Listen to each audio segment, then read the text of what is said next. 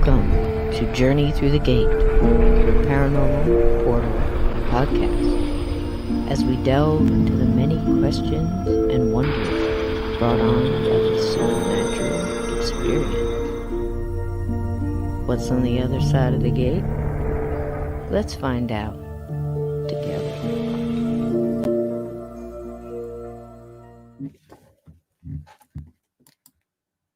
Hello, gatekeepers. Choo choo. Ted Branson, how you doing? Ann Palmer, Aunt Edna, Salvador, welcome, my brother. And oh man, Sarah, welcome. And somebody was on the way to the vet. Was that you, Sarah? Paradox, hey hon, R-Doc, everybody, welcome, welcome, welcome. I saw Midnight in here. I saw the wonderful Steve Stockton in the chat. Who did I miss? Glenn, hello, hon. Vixen Doe, hi, sweetie. Love you, love you, love you, love you, every one of you. If I missed you, Caillou, hey, honey. Anybody seen Pancakes? All right. So if I didn't catch you, I'll catch you along the way. We got a great show tonight. I'll tell you what. What do you think of that intro? We spare no expense. You can't say you're not entertained here, even before the show starts. So we have fun. That was a mixture of artists because tonight I wanted to give it a little bit of a spooky feel because this is show 3 that we are doing on spirit boards, talking boards, witch boards, Ouija. Hey, Donnie Cho, welcome in. And all of this, just those specific, because, you could bring so many things into this, dowsing rods, pendulums, you name it, wide open. So tonight we're just finishing off with that because Steve and I have some stories on it. And last week we didn't really get to, we felt like we hadn't even scratched the surface. So as in every Monday, I have this wonderful person on, and over the years I've said so many things about this this man, and he still loves me. Bring him in here, Steve, Mr. Steve. hey. How is it going, everybody? How about that? But up, here. But up, I was looking around wondering who else you had on here with the introduction like that. You Piggly Wiggly. Going to the Piggly and the Wiggly, baby. We're going to bring it tonight. Everything but Cassie. The squeal that comes after. Squeal like a pig. Let's just squeal like the show, Steve. Squeal like the show, Mr. Midnight Society. You got a purty mouth. Hi, Midnight. Do you see? You can't right out the gate. People think it's me. It's not. I've looked so forward to this, Steve. I can't even tell you. Isn't it nice to have Mondays? It's just nice to have Mondays. It's like poker out with the boys. Any day of the week is nice. Like poker out with the boys with a couple fingers of good scotch and just cheating and lying and just telling stories and just whatever. And then what happens there stays there, whatever. We're not talking over. Nobody else can hear us, right? I don't think so. So I hope not. Are we live? Is this thing on? It could be. Hold on. Let me see. This is just so nice to be here and see everybody coming in during the music and enjoying, silly, just, the things that come out of nowhere, like Skeleton Death Fairy.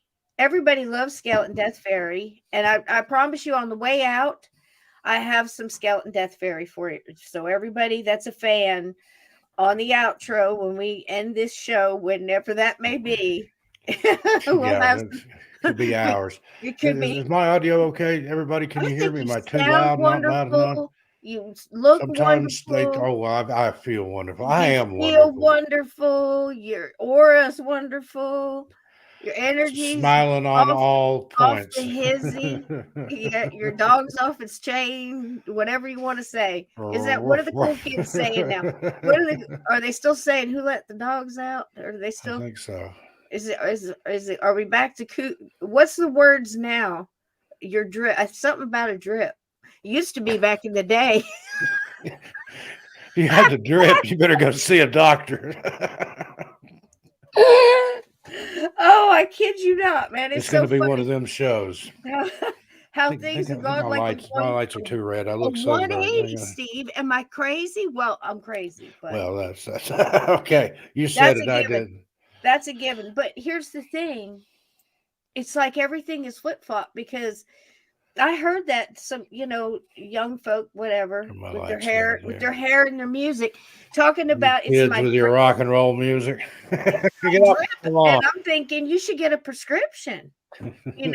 How's my drip? He turned to, how's my drip? And I'm thinking, They you gave us might want something to get for it. that looked at. Yeah. Just saying. It is a great slow. Hello, slow. If I didn't say hello to you, darling. It's not, of course it's not mine. It's Kislowski is the artist. I'm Easy for you close. to say. I'm so close. If you go to his website, you'll see all his gifts and the wonderful art he does, and we feature him a lot on the thing. It's wonderful, and I wanted to make sure he gets full. But the skeleton death fairy is just something I call it because I can't remember what he calls it. Turn the lights But down in here. Lower the lights. you just went green. Lower the lights. You look like you got instant see, food poisoning. Can't see myself.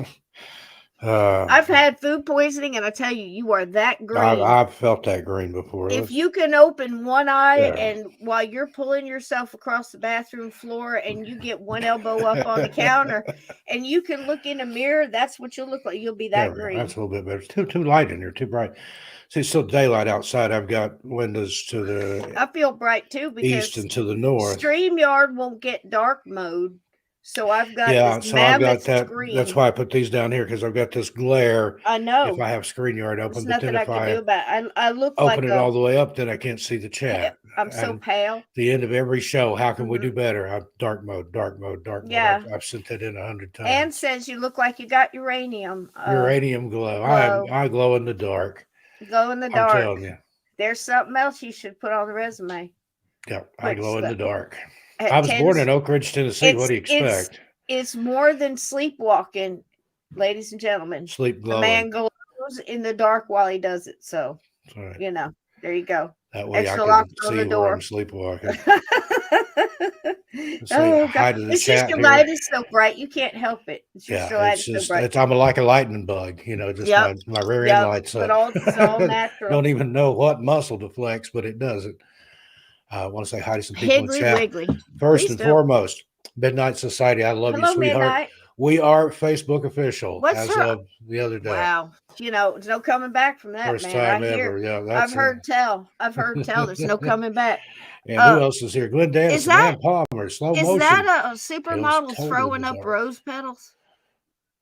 It's a piece of Banksy artwork. She vomits love. Okay. Oh, those are hearts. It looks like a supermodel vomiting hot pink rose petals. But who am I to judge? Very close. And I can't see very well. Popper, one of her comments up there, and you can see the avatar better, but that's a piece of Banksy artwork. Let's give it a whirl. Isn't that sweet? Isn't that There's sweet? so much light and love in this chat. I swear there is. to you. I'm telling you. I'm about to love all over myself. And, okay, wait a minute. No, I still say, and now I can say it looks like a supermodel with horns vomiting. That's her hand on the wall. Yeah, like she just had a stiff glass of lemonade. She's holding on to the wall and vomiting love. Oh my goodness! You'd have to understand Banksy. He's an artist, a graffiti artist of a different color. I love it. I'm just telling you what I see, and I don't see very well. So I like it. I love it. I want some more of it. Oh gosh, I know that song. Boy, I wish I had a Shazam on this so I could. Well, who did that? All right, Chad, who did it? Anybody know? I like it. I love it. I want some more of it. Is it Travis Tritt or somebody like that? Ooh. I think you're close. I think you're in the ballpark. Fellers. I feel like you're right there in the ballpark. One of them country fellas. See, I grew up just west or just east of Nashville. And I grew up just not a big fan of country music in particular. I like the older country, like from the 60s, Buck Owens and Johnny Cash and some of those guys. But I heard country all my life to the point that I was ready to deafen myself with a sharp stick. Gosh, so every time you speak, I promise you, my brother, every time you speak, I hear a country song playing. The way you say, you remember is that an the insult, a tell? threat? Was it? Whenever you talk, I hear country music. But it's nice. It's really, really nice. It's like when you I wish say I it, could that's like, sing. and I I'm can't humming sing. it in my head while you're talking, and it just fits and it just rolls right along. And it's nice. I think it's very cool. Some legend says I miss the get a South. I chat got to room. tell you, I swear to God, I miss it terrible. There's just something different about it. There's the people. It's different. There are. I mean, and you know There are what happens places. when you play country music backwards, right? I don't. Wait a minute. I don't know if I want to know. You get your wife back, you get your trailer back, you get your dog Oh, back. wow. Wow, that's funny. That's funny. Truck. Yeah. Mm. I've written some country lyrics before. I'll send them to you and see what you think. Oh, I'm sure they're lovely. I'm telling you. It's just a line or two here, and I'm like, damn, that'd be a Tim good country McGraw. song. Now, Tim see, was McGraw it Tim sang that? McGraw? Okay. Was it Tim? Now, see, my Where's brother, that one where Tim very McGraw talented does? He's musician. walking. He gets down. I believe he gets down off a horse. And Edna, help me out here. And he's wearing black cowboy hat. He's wearing And long black a long black leather trench coat. And he's real sad about something. And I believe it starts to rain. And he has a Zippo. And he's singing about something, but it doesn't matter because he's wearing a black leather trench coat. And he's standing on the beach and he's sad and it's starting to rain. You get what my drift? What's that song? It's old. It goes way back. But man. Please remember me, Ann Palmer says. Is it really Ann Palmer? There are some tear-jerking country songs. Heart-ripping. Let me tell you. Oh, remember Gobby Bowlesboro? Bobby. I'm telling you. God, I hope he's Gobby Bowlesboro. He I sang. Hate to say this about remember Gobby, Honey? Remember that song, Honey, about he was married to that woman, honey, and while he was at work, the angels came and took her away. Lord have mercy. Being good. Oh God, and I love to be with you. Oh God, it's a terrible song. It's like that. Well, then you got those murder ballads too. Delia's Gone, Knoxville Girl, and then of course, Guns N' Roses had I used to love her, but I had to kill her. Reminds me of a past relationship. What was that one about the lemon tree? That was so Honey still makes it make me cry too. I should turn it off. Yeah, that's a tearjerker. Nope, not going there. I heard, you know what I heard the other day? It wasn't raindrops keep falling on my head. It was something else. BJ Thomas. Yeah. We need to have a stump the band night or something like that. I can name that tune in 4 notes, Steve. You're on. I don't care what it is. I'll name it. I might be wrong. Do you remember that show, Name That Tune? And they do that. They play like... You need to get your friend to do that. I bet you he could do that. Yeah, that's an idea. He can come up with stuff and Midnight people Society, can name that tune. Help me remember that. We're going to see if Lee will do a Name That Tune. Give out stickers and mugs and, He's got merch over there. All that kind of... Yeah, I'll be over there tomorrow night. Lee Have a challenge of the band. First Floor Audio. He's writing custom albums. A whole album for 13 Past Midnight. But yeah, I was saying, back in the late 60s, early 70s, my brother was a sessions musician in Nashville. He played guitar on a lot of records, uncredited. Because, back then you had like the Wrecking Crew. Yeah, the Wrecking Crew, all of that. Yep. He played on albums with Dolly Parton, Willie Nelson, Al Green. Half of them didn't even get credit or he didn't care. He just, and they got paid. He got paid. He just wanted to play. Willie Nelson bought my brother Martin guitar. Yep. Damn. I'm telling you, Steve. But I don't like country music. It's a shame. It's a shame. I think every generation says it, but I think almost every generation has a right to, because if you look at it and you piece it apart, especially like stuff we've done, look back at 1923. What happened? Gone back through Gangster. Gone back. I can't wait till 24 so we can go back and look at it. What a trip. The things that happened, and I scratched the surface on it. Just barely. That woman that poisoned her husband instead of just packing a bag and leaving. Yeah. And sending him away. and they lived together, and just the three of them. well, and it was also And she put glass the shards in his timing. merch How many predators. people dead? How many people dead? And that was just one crime that happened I'd in say that just year. about Just everybody one. from 1923 is dead. Yeah. Yeah. Well, and that's the sad You part. may I have a always few look at it. holdouts. My dad would have been 102 years old this Yeah. year. I always look If at he it too, lived. like everybody I'm looking at's gone. My You know, fourth I mean grade that's the teacher is saddest thing, but it's 91. Miss true. Heath, if you're out there, thank you for all that you instilled in me. Boy, I gave that woman hell. Oh man, I know I did too. I look back and I think my Oh, I'd poor correct the mother. teacher. I'd say, My no, poor Mrs. Heath, mother. that is incorrect. Oh my God. And that was just me. I don't even know what she went through with my older sisters and brothers. I've heard stories, but I come at the tail end of it. You know, she was beat down and broken by the time I got her. You know, she had, so many, step, and it was like a Brady Bunch in my house, and I was the youngest, for those who don't know. Anyhow, yeah, by that time it was just, just go out of the house. You got thrown out of the house in the morning, come back at 5, and they didn't Now, give my a mom never crap did where you that, were. but I knew kids, their mom would put them outside to play, lock the door. She cook, clean, do whatever she had to do. I And cursed if her you wanted a so drink of bad. water, Yep. you get it out of the hose. That's If why you we need keep to, saying we used a hose. They didn't let us in the damn house to use the if you damn needed to pee, there's faucet. the woods. If you needed to poop, you better Yes. have a neighbor that'll let you in. Yeah. You hung out at other people's houses, went in their room and played or whatever. And my mother had no idea where I was. I mean, we get on our bikes, we'd take Yep. off. From my house to where I went to elementary school was 2.5 miles. We If go they there were a lot home, of they were times. cleaning, they were cooking, they were doing the laundry, My they were mom didn't knock scrubbing me something out, with but I knew bleach. kids that got locked out. Yeah. There was times. Yeah. I had my own key. That latchkey kids are some of the toughest kids because we could get through anything. We're used to being alone. We're loners. We could survive. Amen. Got street cred. Wasn't a latchkey kid, but I We was a made our loner. own fun.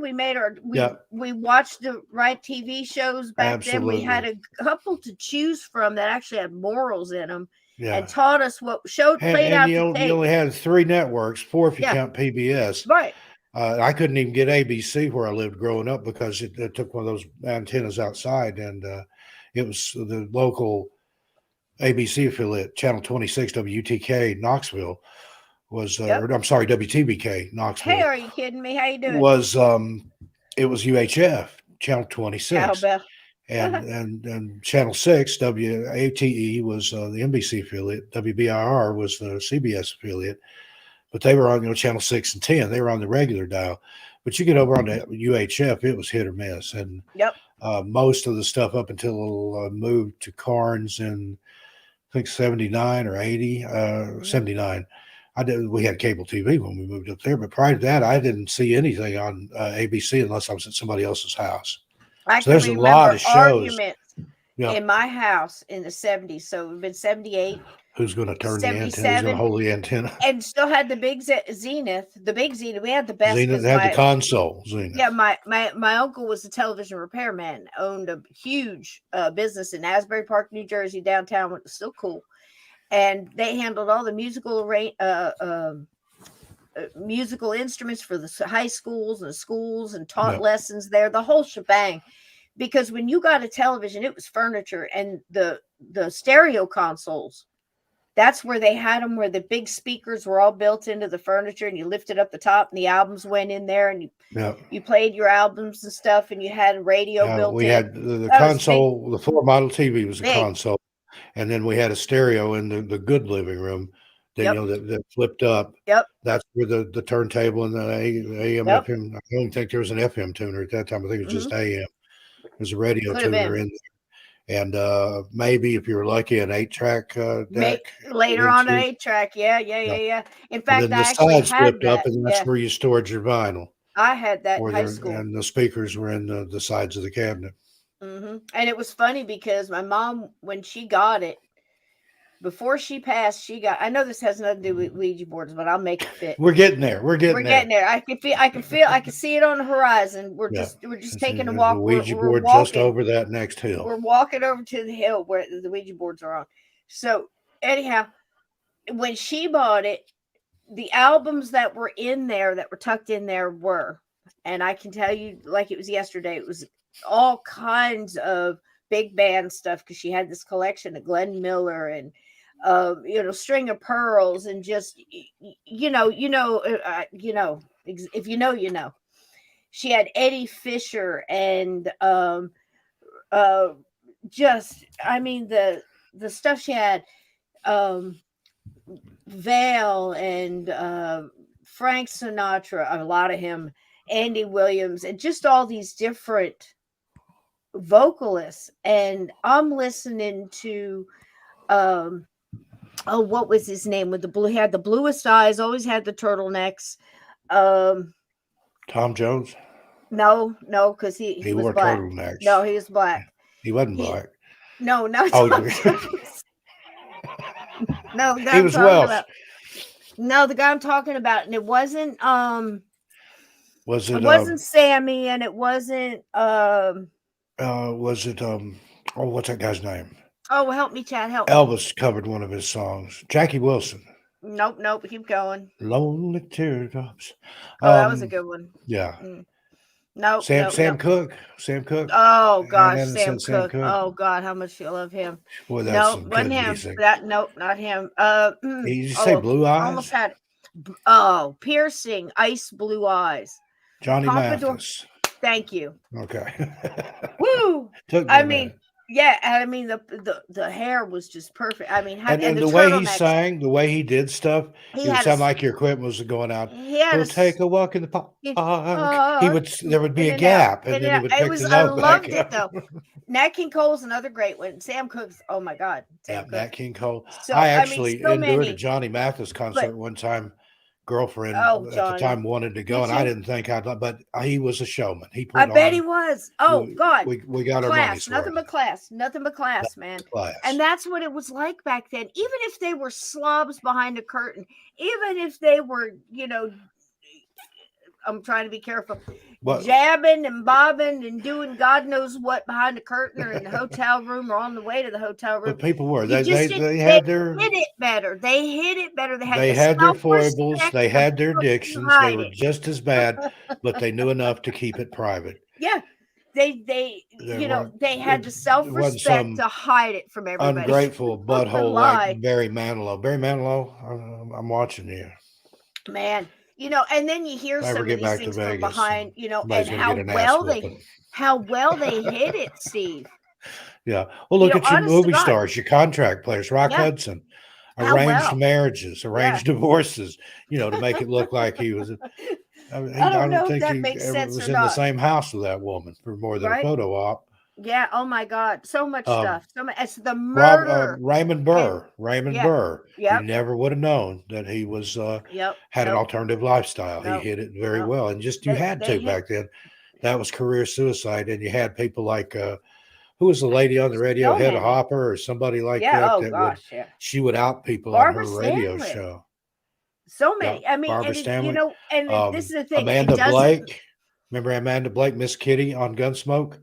She had a wife, basically, before there was such a thing as that kind of marriage. But there were Will Gear from the Waltons had a lifetime partner. He was one man for his entire life. Isn't that a trip? And you just never. But the thing is everything, and it's sad that they felt like they had to hide it. I've never believed that people should have to go through that and through the pain. It's been all up in my family one way, and I've always been raised to like, man, you should be able to be who you are.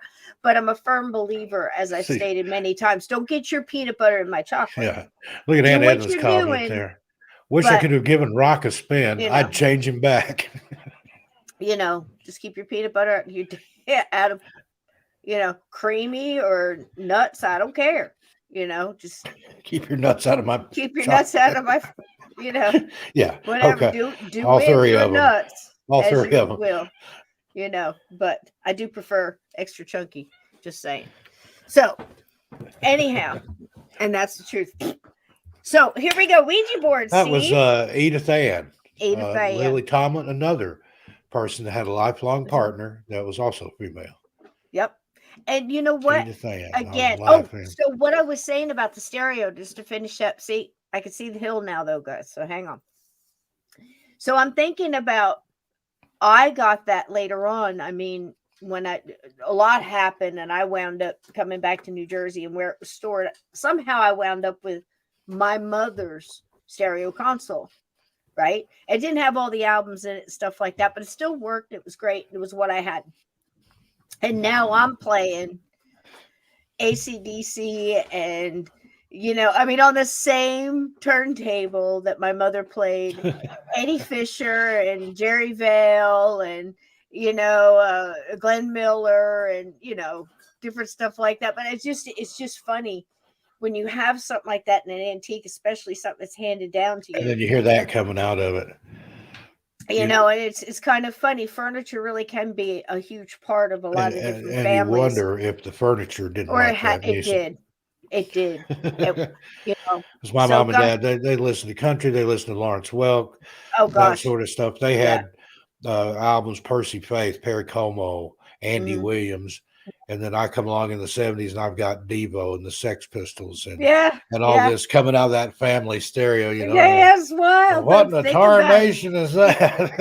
It tells so much, because I'm sitting here thinking, I can remember seeing that stereo with an Adamant poster above it, and here's this, my mother's fine Spanish American. Yeah, Spanish American design with the velvet, speakers and shit. Yeah. There's Adamant. Yeah, coming out. It did that. It had like the little curled posts in the speakers so with the velvet teen stuff behind it. It did. So it looked like an upholstered couch hid behind those speakers. But some of that stuff, though, boy, it sounded good. Vinyl. It's got that warmth on the bottom end. Yeah. Same with 8-track because it's a nice wide tape. That when needle, everything went digital, went to CD, it went to hell. It sounds tinny. That first groove, man, on those albums. And it's that anticipation. Oh man. I mean, and first time I listened to Dark Side of the Moon on that thing I found that I could lay in the floor at just the right spot and get actual spatial stereo separation. It's like, wow. This was like, I'm like a freshman in high school. And this is like, how many times I sat on the floor and leaned against that thing in between those two speakers and listened to Meatloaf, Bat Out of Hell coming out of my mother's Spanish American. Paradise by the Dashboard Lights. Oh my God. Going on a field trip. First time I ever heard that. We were on a field trip and people were singing it on the bus. Like the back half of the bus was singing one part and the front of the bus was singing the other part. Oh yeah. And I was like, what is that? Same time. Ain't no doubt about it. Yeah. I can remember I was on a bus. It was a school bus coming back from a football game. I was a Lancer. I don't want to hear about it. I was a Lancer. We were the ones who had the big flags. I was not a twirler. Not a twirler. We had the big flags with the spikes on the end. So we could charge and stuff like that. We threw them up in the air and caught them. We were like warriors. It was amazing. Badasses. We could march, and you know what? That helped me out a lot in the Army because I was already trained to kind of cut corners and stuff. That DNC, that drill ceremony down. Turn on your heel and start the other direction on. It got me out of a lot of hard stuff because they wanted me to be in DNC, and I'm like, okay, I got this. It's funny, but it's true. So I don't know why the hell I brought that up. Oh, so we're on the bus, and I hear this one guy. He's a piano player, really good. Fun, just very experimental and very much talented beyond his years, really. And he's sitting back there and he's kind of avant-garde, what was considered back then, because Meatloaf was, maybe you'd hear it on college radio deep in the night sometime, maybe a couple of tracks, but that was it. You had to know people, and I was already. It was on college radio, like the FM, the deep FM, the left of the dial, as they say. Jim Steinman, nobody heard of him. Yeah. Right. Yeah, and he was one of the best writers and composers. Oh God, yeah. He used to play till his knuckles bled. That's why he wore gloves. He was just insane, absolutely wackadoo something. He had 3 or 4, spigots turned off on that one. But he was an amazing talent. You know what I mean? He was just, but he was like obsessive compulsive, probably God knows how many labels he would have had. Just leave him alone. He's a musician. Let him go. Let him do his art, because he's amazing. But Yeah. just don't And talk he to was him. from where? New York Don't give him City. a microphone. New York Yeah. City, classically trained pianist, I believe, Yeah. a composer, long Insane. hair, didn't look like a piano player. Well, maybe like back in the day when the classical players had wild hair. And then you had Meatloaf, big old Texas boy, Michael Oh, Leah Day. He was from, yep. I think Dallas or somewhere like that. Yeah, he lived in Dallas. Yeah. Remember the Yeah. Kennedy Because assassination? he had the cat And you that I wouldn't have still thought can't the get two of people them to together would understand. be able to make any kind of thing Yeah. that sounded good. It's But it was amazing. just magic. And then when they brought Carla Bonoff in to do the female Oh, vocals on this, it was over with. Just put a fork in me. I'm done. This is the best thing I'd ever heard I at the can time. honestly say that throughout my high school years, I was in chamber choir. I was in all these different things. I was in drama club. I was in all the musicals. I did all that kind of musical stuff. Those boys taught me how to sing.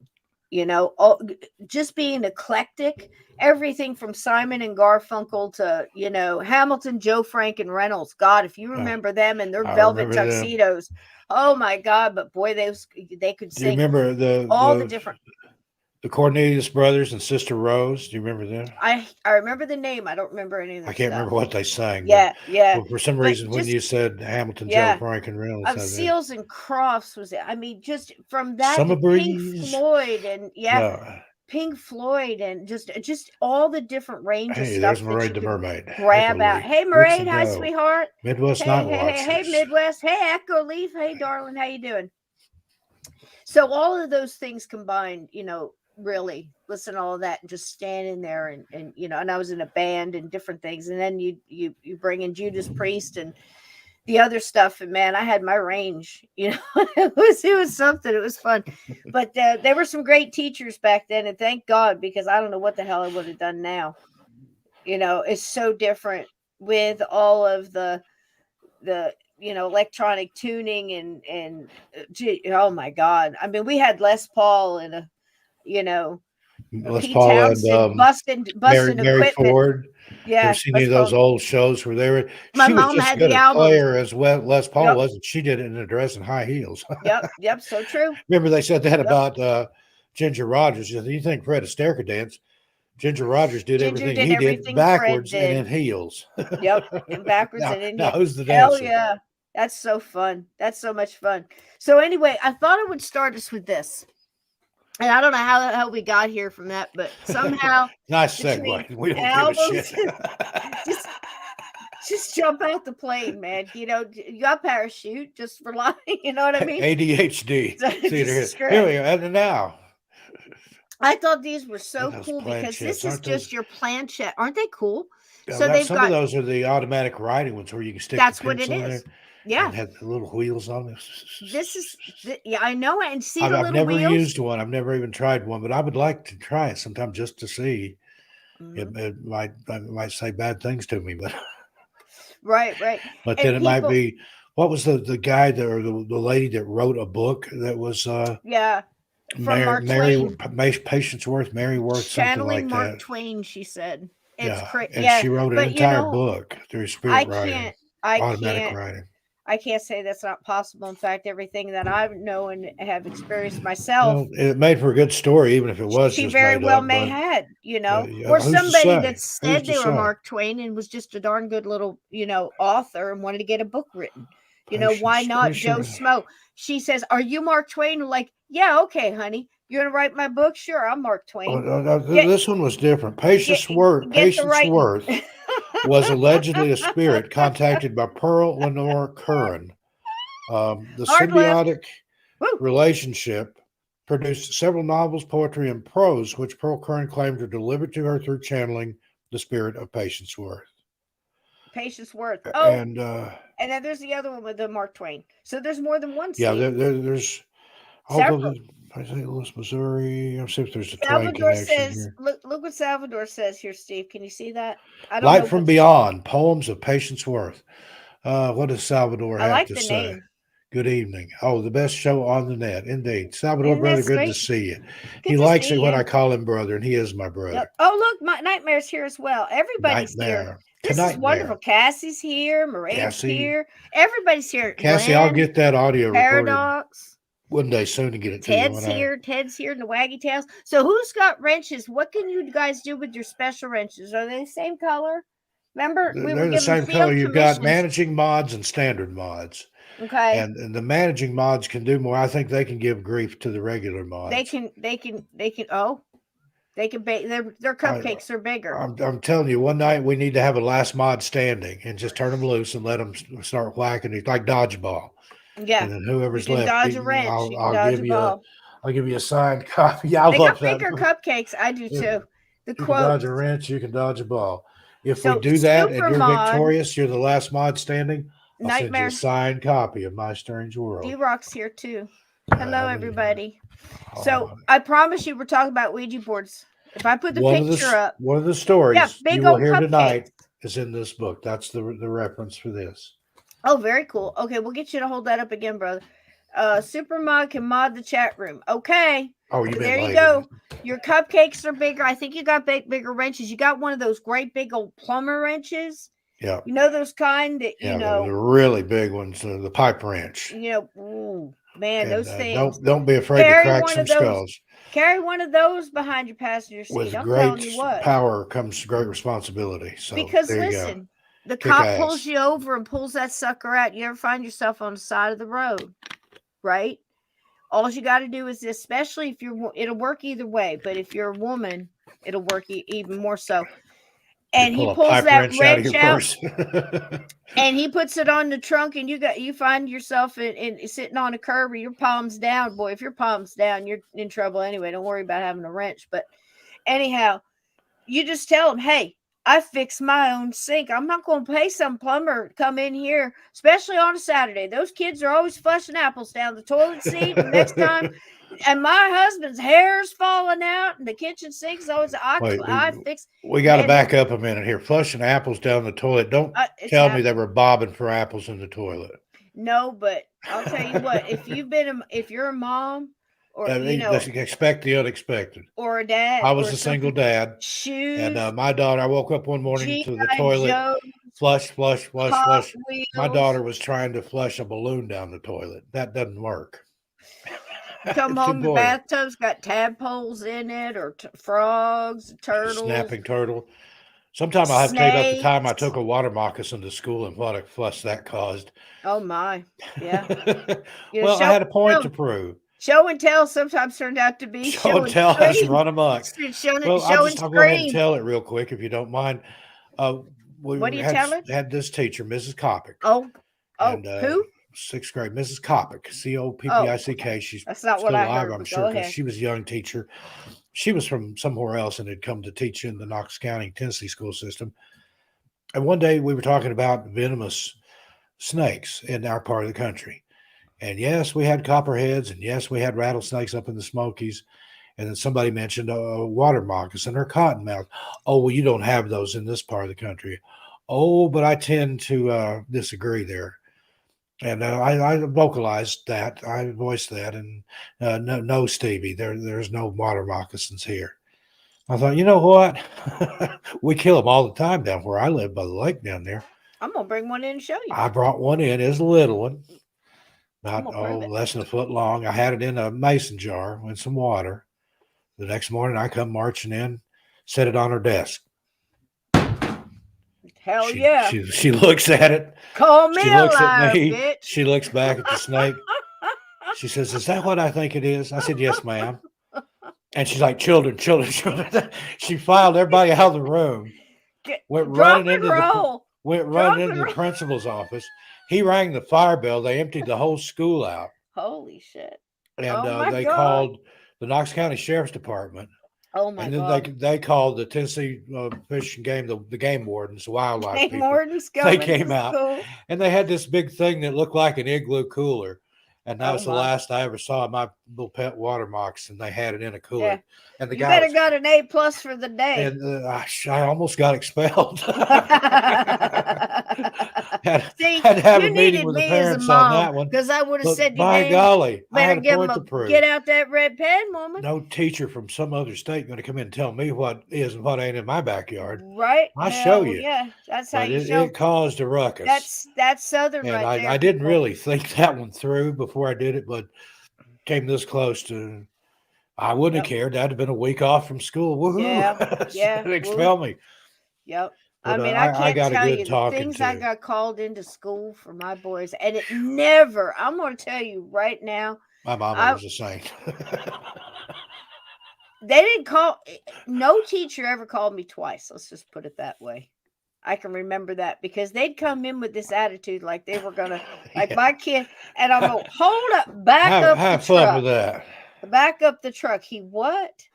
That time that teacher called me, and she was all her feathers were so ruffled, was going to tell me. I mean, hold up now. I leaned back in my chair, lit a cigarette, and said, "Now, let me get this straight. Let's see it. What we have here is a failure to yeah." communicate. I said, "You're telling me that my son is in trouble, and I've got to get my butt down to the school and pick up a book that you took from him because he finished the test early and was reading a book quietly in his class." I said, "Was it a Playboy?" And she got real quiet. And I just like smiled, and my son's sitting across from me in the kitchen table the whole time. He's just doing this, and he's, they get so embarrassed. Boys get so embarrassed when the I mothers figured get he was involved. laughing up his sleeve. Ha ha ha ha. He didn't dare. He didn't dare at this point yet. He just tried. I think he was trying not to. But anyway, I'm asking if she goes, no, it was, it was a paperback.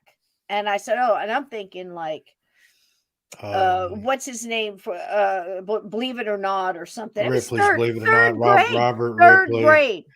But it could have been Myra Breckenridge. It could have been the story of O. It could have been it was yesterday. The Sod Adventures of a Flea. I didn't give a shit if it was Catcher in the Rye. You know what I'm saying? It's third that's grade. one of my favorites. Yeah. Midnight Society. Tell you. His desk. We've had that discussion. And I said, well, he finished the test. He's sitting at the desk. He pulls the book out of his desk. He sits there and reading. I said, wait a minute. What paperback is it? Not that it mattered, but I had to know. She said, Killer Angels. Because I figured, okay, what is he reading right now? I'm thinking back. I'm like, wait a minute. Killer Angels, Jeff Sheriff, for love of God. This is a point-by-point book written about the Battle of Gettysburg, for the love of Pete. It's the third grade, and it's the third time he's read it. She was offended by the title. I asked her. I've got to tell another story when you get done with this one. Did you ask him about the book? No, he's not supposed to be.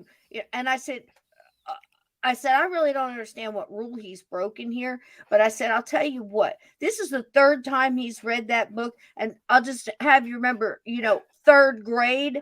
And I said, not only does he know that book inside and out thoroughly, I said, he's probably just sharpening up some of the details. I said, why don't you keep it and read it? I think you could use it. I'll get him another copy. He's wore that one out. And that was it. And I said, so I won't be coming down to pick up the book. And I don't think he's going to detention either. I love it when it's don't be bothering me here anymore. That's not going to happen. I ain't missing a day's work. You handle it. I laughed my ass off when they asked me to join the PTA. I said, that's it. I said, they have got me in the mind to go down there and join the sumbitch. I said, they won't have me much. I did the same thing. We were doing Mark Twain in freshman high school, and the teacher said, now there's some words in here that were acceptable back then that aren't now. If anybody has a problem, you can pick another book. The Twain didn't bother me, but I thought, oh boy. And that was exactly the book I picked, was Justine by the Marquis de Sade. And they changed that policy. And you could no longer pick the book you wanted to do unless it was approved. That was freshman year in high school. Oh, but I did that on purpose. Just third grade, you'd have got a call too. Yeah, definitely. Your mama got a call for sure. But oh, Steve's at it again. I actually asked the teacher, was it a Playboy? That's how she was acting. Yeah, what the hell is wrong with people? I feel like that owl, Steve, more and more every day. I feel like that owl that's turning his head. His head sideways. Yeah. What the actual AF is wrong with you?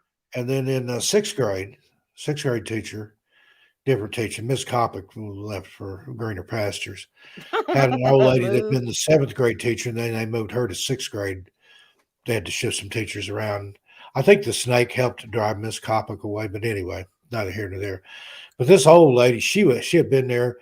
My brother had her. I think my mother had her as a teacher. She'd been there forever. That school was built in the 30s.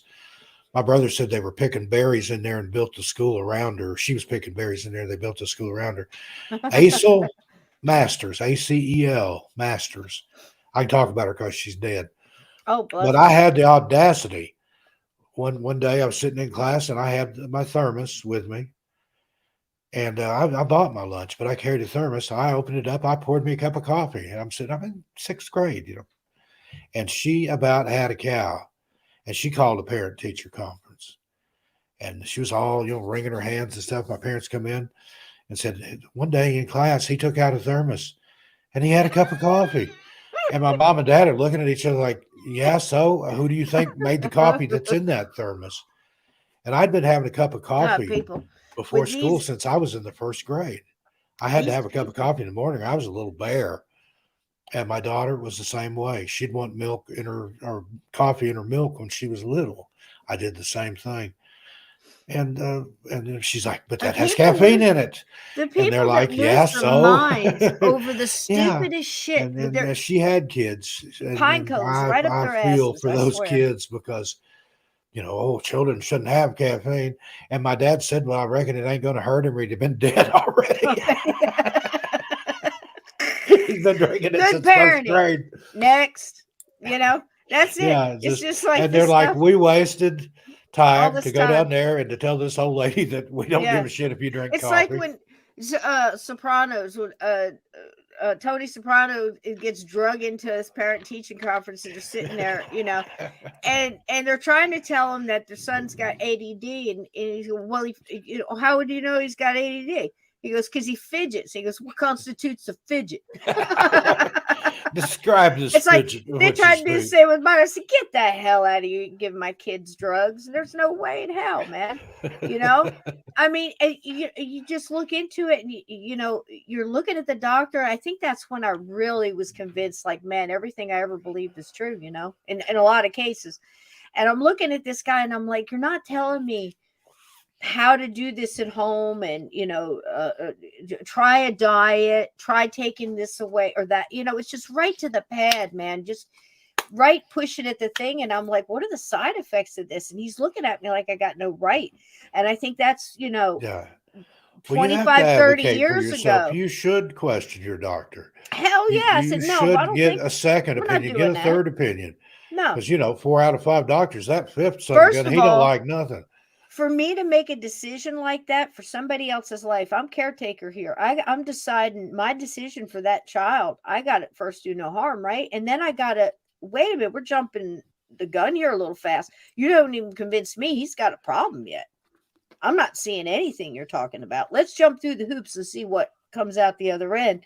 Let me get some data collected here, because I think sometimes people spend more time, and I don't mean this to point fingers, but just tell me I'm not crazy here, picking out a fucking car than they do making decisions, like life-changing decisions for a kid because they saw a commercial or a billboard. Life is precious. It's very fragile. Let's, tap the brakes here, and maybe do a little research, and maybe we need to do that for ourselves as well, and because I've seen people that were told, and Edna's one, I'm one, told if you don't have a hip replacement in the next 3 years, you're going to be crippled in a wheelchair. Well, guess what? And that was what, 25, 30 years ago. And your son, Tone, he was never going to walk again either. Right. How'd that turn out? 15%, never going to, nothing. I mean, it was very, trust me, it was a dark diagnosis. And put light in that.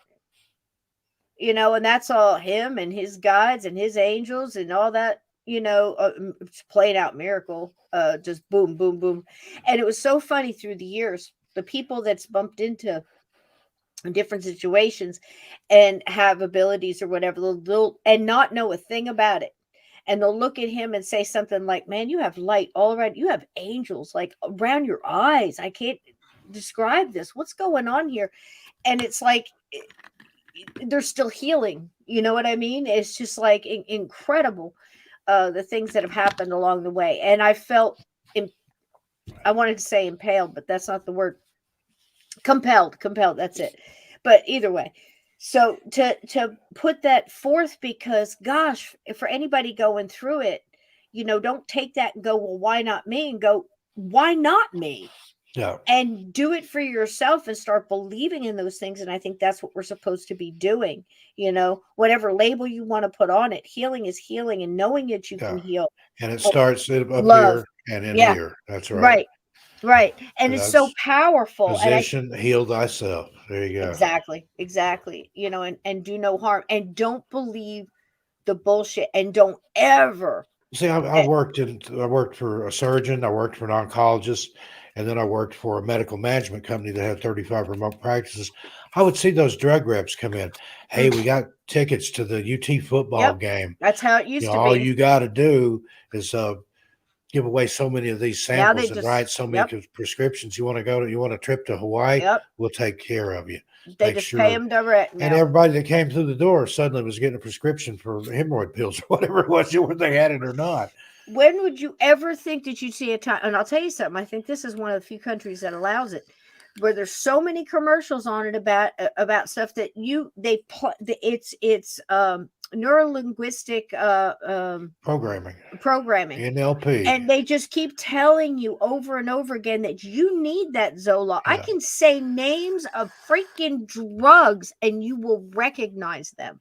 Yep. Because they want you to go in there, and now you're doing. They not only have you ringing up and bringing your own damn bags in, and ringing up, you're working at the grocery store for no discount. And they've got a sign hanging up talking about how they're putting America to work. Boy, they are. Yeah. That's at Walmart. You go through the self-checkout. Putting America to work. They've got a sign up there of Walmart. We're putting Americans back to work. Yeah, I'm bagging my own groceries and ringing them up myself. And I don't even get a discount. If I'm an employee, I should get a discount. Do the doctor's work. Hey, I saw that Zoloft or that, or that fuck it all or whatever the hell it is that you saw. Give me that shit. That's what I want. I want that for my knee. I seen that ad on TV, on the YouTube. It's got 32 pages of side effects, but okay. With your blood pressure medicine, let me just send that right over the pharmacy. Go pick it up. Now you're doing well, let me tell you something. That was like me, my blood pressure medicine, it almost killed me. I took what they recommended. My blood pressure spiked so high it was beyond the stroke zone. I saw a 275 over some equally scary number. That was from the paramedics that came and took it. Sandy didn't believe my cuff was working right. She said, it can't be that high. You're up walking around. But it was. Oh, God. Sometimes, they're supposed to take 4 of those a day. I take 1 makes me so now, mad. And my blood pressure is usually 120 over 80 or better. If I kept taking that, I'd be dead. But I had to experiment. I had to find the sweet spot. Do you know how many stories? If I'd followed the prescription, if I'd followed the directions, I'd listened to the doctor, I'd have stroked out. How many stories of people I know that are dead and gone, that there were so many prescriptions from so many different places. I mean, how often in the 70s movies and in the 80s I've got and a jar 90s, in the refrigerator. every time that you saw a person, especially an elderly person, by the bedside would be a nightstand covered in bottles. Yep. We got so used to seeing it. Yeah. And we thought, oh, he's getting old. My mom and dad's house, and it was my mom. My dad didn't take. He wouldn't take. Are you kidding me? He'd take a BC powder. He'd take 2 BC powders and drink some water. He's fine, whatever it was. He could cut his leg off. Give me a BC powder. Some castor oil. But my mom had a cabinet. Go in her bedroom, all on the nightstand. You go in the bathroom, open the medicine cabinet, bottle. And it burns me up. We get so used to seeing things, and you get desensitized to it, and you forget that it's wrong. You forget that it's wrong. You go, whoa, wait a minute, what? And then they give you a medicine that does that may do what it's supposed to, but it causes side effects, and then they give you more pills for the side effects. Right. So and yeah, but pile and it then on, again, in pile the it on, first pile it place, on, they're not pile it on. treating the condition; they're treating the Meanwhile, symptoms, your and knee then is still telling that you, causes side effects. Then they give you a pill for that. right, to stay off of it, or give it some extra support, or get some CBD cream to get in there. And and the storm is coming, so you take something that's an anti-inflammatory that's not going to inflame Yeah. every other thing. Because when Well, you take a synthetic, not that some things aren't absolutely needed, but research it, because they're not. It doesn't appear to be that they are. They're going to these things. Hey, there's this new thing over here, a new thing. How could you even keep up with it? For the love of God, the mechanics for your car are still going to school twice a week to keep up with the tech, and these guys are going and and they're hearing not about the even next. required to do that continuing education. The doctors aren't. And you go in there. I had a dentist sit over at me one time and tell me there are no natural antibiotics. And I said, well, you just got All horse telling me feathers. that how did I hold back a tooth that was, we were going through some hard Ask him times, and where penicillin comes from for 6 months. originally. And you just asked me how I did it, and I told you how I did it, and now you're saying you don't believe me.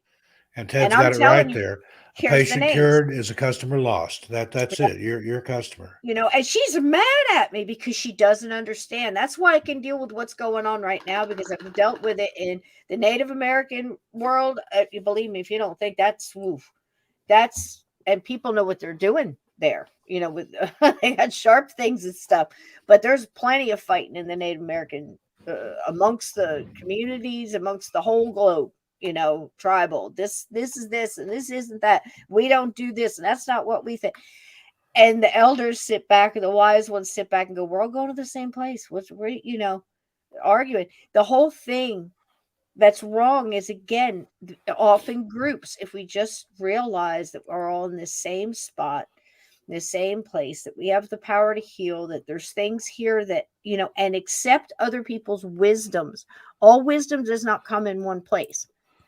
And when you see doctors come together and go, oh my gosh, that herb did that. Let me look into this, because they're interested in the cure. They're still inquisitive, and you spark that that maybe was in that person when they first started, like in that pro basketball player. I forgot how cool it was to play at dusk in the street Yeah. with the broken basket and his friends, when the game was still cool and fun. And you get that in them, and you get those two things together. It is very much like the paranormal, because it's the same as a paranormal team that just goes and says, no, nope, all nothing but science, nothing but science. And then you've got the other ones that come in there, but we have abilities that is so much a part of this, and you're throwing all that out because you can't prove it, with your scientific theories, and it's just like that, to me. Being in the herbal world and trying to understand what makes us tick, and what makes us heal, and what makes us continue on, and what really matters. You throw out all the bullshit. In the end, it doesn't matter what you drove here or where you lived. It matters who you loved and who loved you back. And what did you leave it in a better place or a worse place? Do you feel good about the people that you care about and that you met? You look back and smile, or do you look back and go, oh my God, I wish I had, or I wish I hadn't, And then those people that you might be Indeed. mad at as well, like my family, my dad, and things like that. You look back at that, and as soon as you realize, my God, we agreed to do this, and I'm mad at him for it. When Good I for get you, over Aunt there, Edna. I'm going to remember that we had an agreement to put each other through hell so we could learn, whatever it may be, with all the added side stuff that goes with all that. But the basic thought is that we choose to come back and do this. So why are we mad at the people that push our buttons? Because we told them to do it. We're here to teach them a lesson. But how I like about the that? sound of But that, if you think but a about good it lesson. too, yeah, but if you think about it too, it makes it a little bit easier to let go and go, okay. Well, again, don't be mad at them for a rock for being a rock. Yeah. I go into PetSmart the other day, a whole aisle on how to make a cat not act like a cat. Whole aisle of it. Step one, don't buy a cat. Right. Let's teach them not to scratch. Let's put things on their claws so they won't use their claws. Let's take their claws out. How would you feel if somebody pushed all your stuff back and glued a plastic, nasty, sparkly thing on the end of your nails and you had to walk around like that all the time? Oh, they like it. It's so pretty. No, it's fun. It's a cat. Think it's fun. Stop. It's a cat. They scratch Understand what a cat does and try to get in that flow with it. It's like riding a horse. If you fight the horse, you're going to bust your ass. And why are we taking dogs and trying to make them not be oh, I got the kind that doesn't shed and he doesn't bark and he doesn't chew on anything. And are you sure that's a dog? And this breed won't jump on the couch because I have to have that. And he only pees once a day and only has to go out. And if I keep him in the crate for 14 hours a day, then I only have to worry about when I take him out to feed him. And then we go for a quick walk. And tomorrow he's learning how to pick up his own poop. And carry it. These people, they teach their cats to sit on the toilet. Are you kidding me, people? Animals are animals and humans are humans. And as soon as you realize what those things normally do, and you try, if you have to get in there and swim with it, for the love of God. People better than animals. I mean, I got that backwards. I like animals better than people.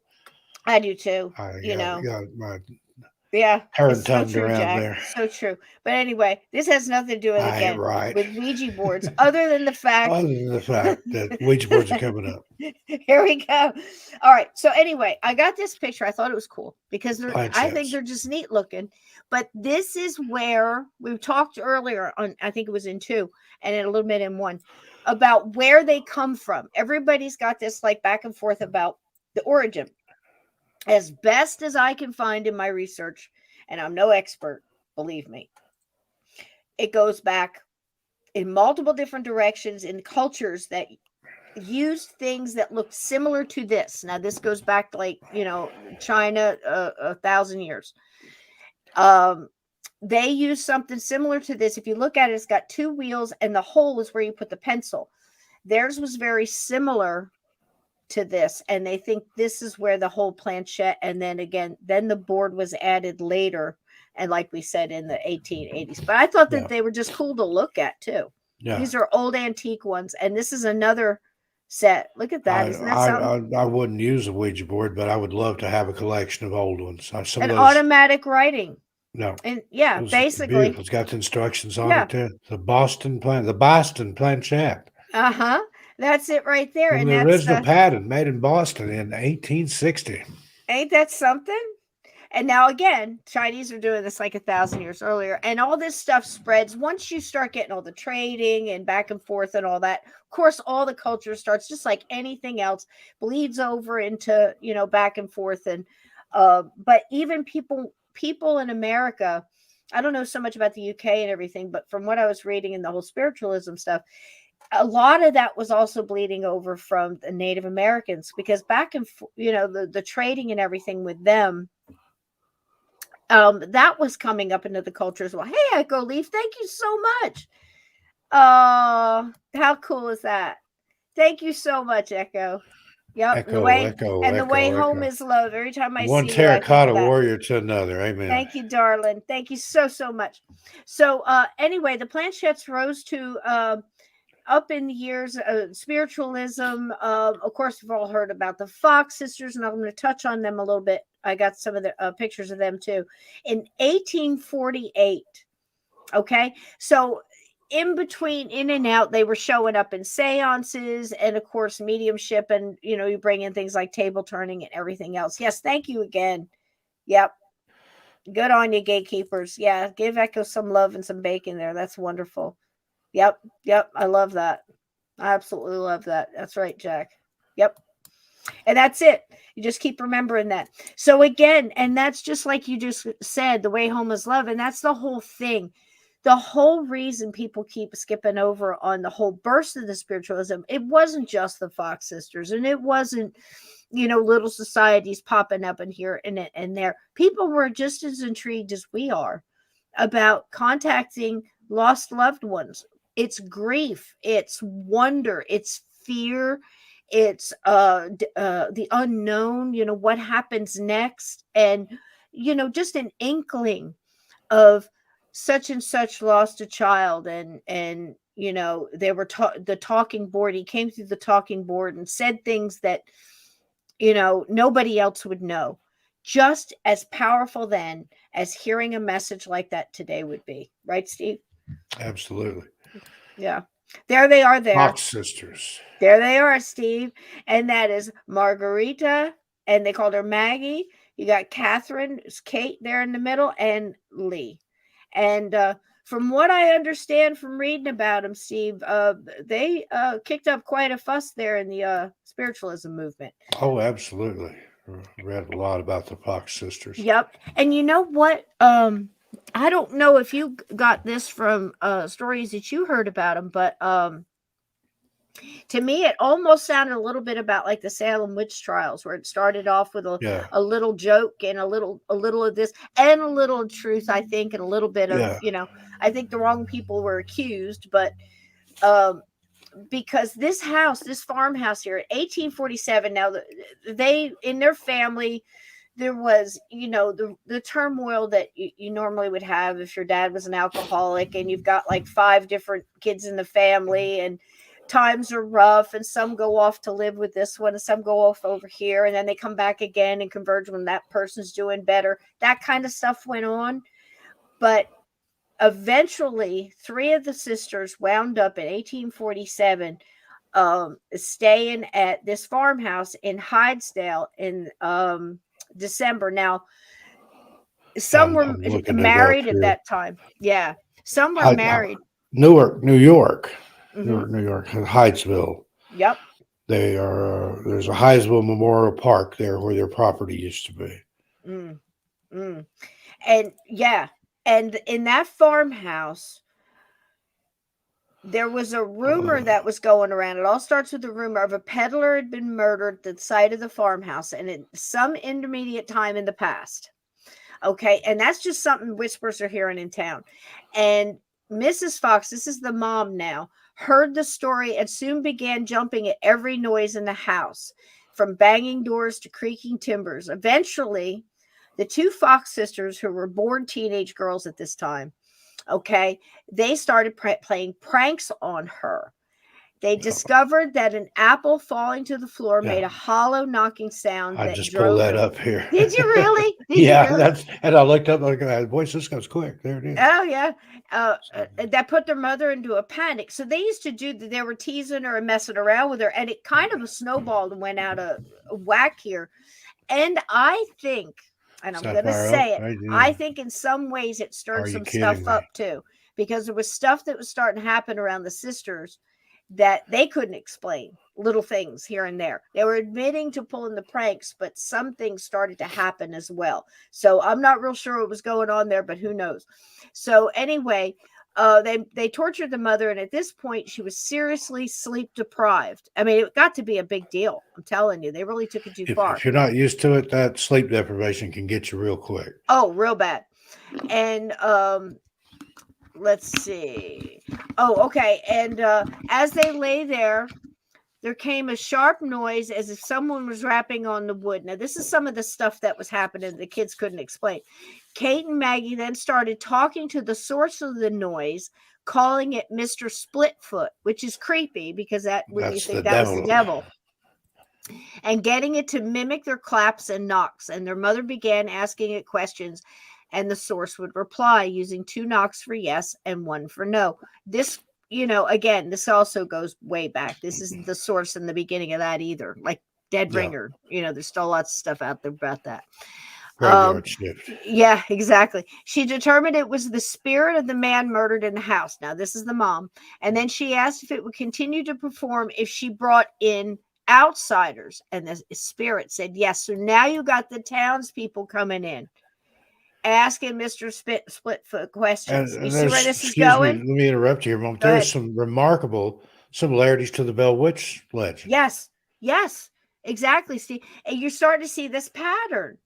And again, this is, these people aren't going down to the local library and grabbing, the encyclopedia on ghosts and seeing what do the ghosts do. Let's see what they do. They're making it up very much like the girls did that started the whole Salem witch trial stuff. Think about it. It's, you got bored teenagers, pulling pranks. It got out of hand. But I think this one started to stir up some stuff in the house where the peddler, as well as others, had been killed there or died there, right?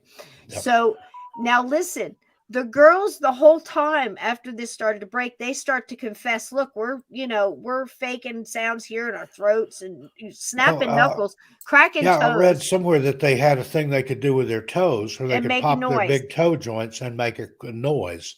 Yeah. Crazy, right? But that's all people remember. They forget that in this farmhouse, there were things happening. They brought townspeople in. Townspeople are coming in and asking, when are the crops going to be ready? Is it going to rain?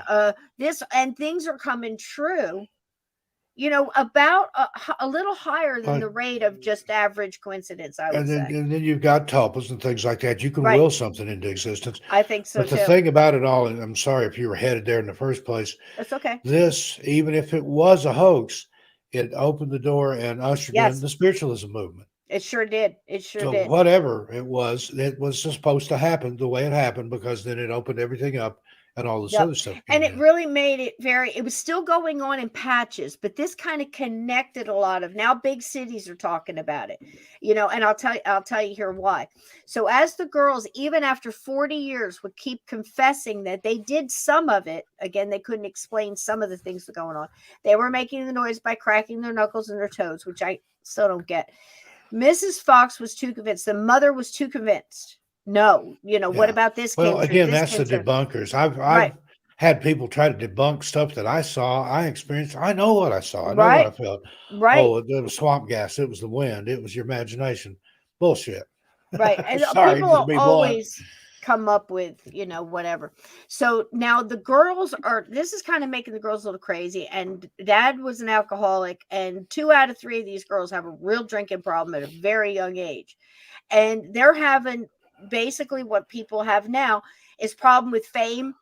So some of them can handle the attention, some of them can't, some of them want to, stop doing the little add-on extras, and some don't. They work better in a small, intimate room rather than these big arenas they tried to put them in. It didn't work quite as well. It didn't go over as big. So they had that up and down. No.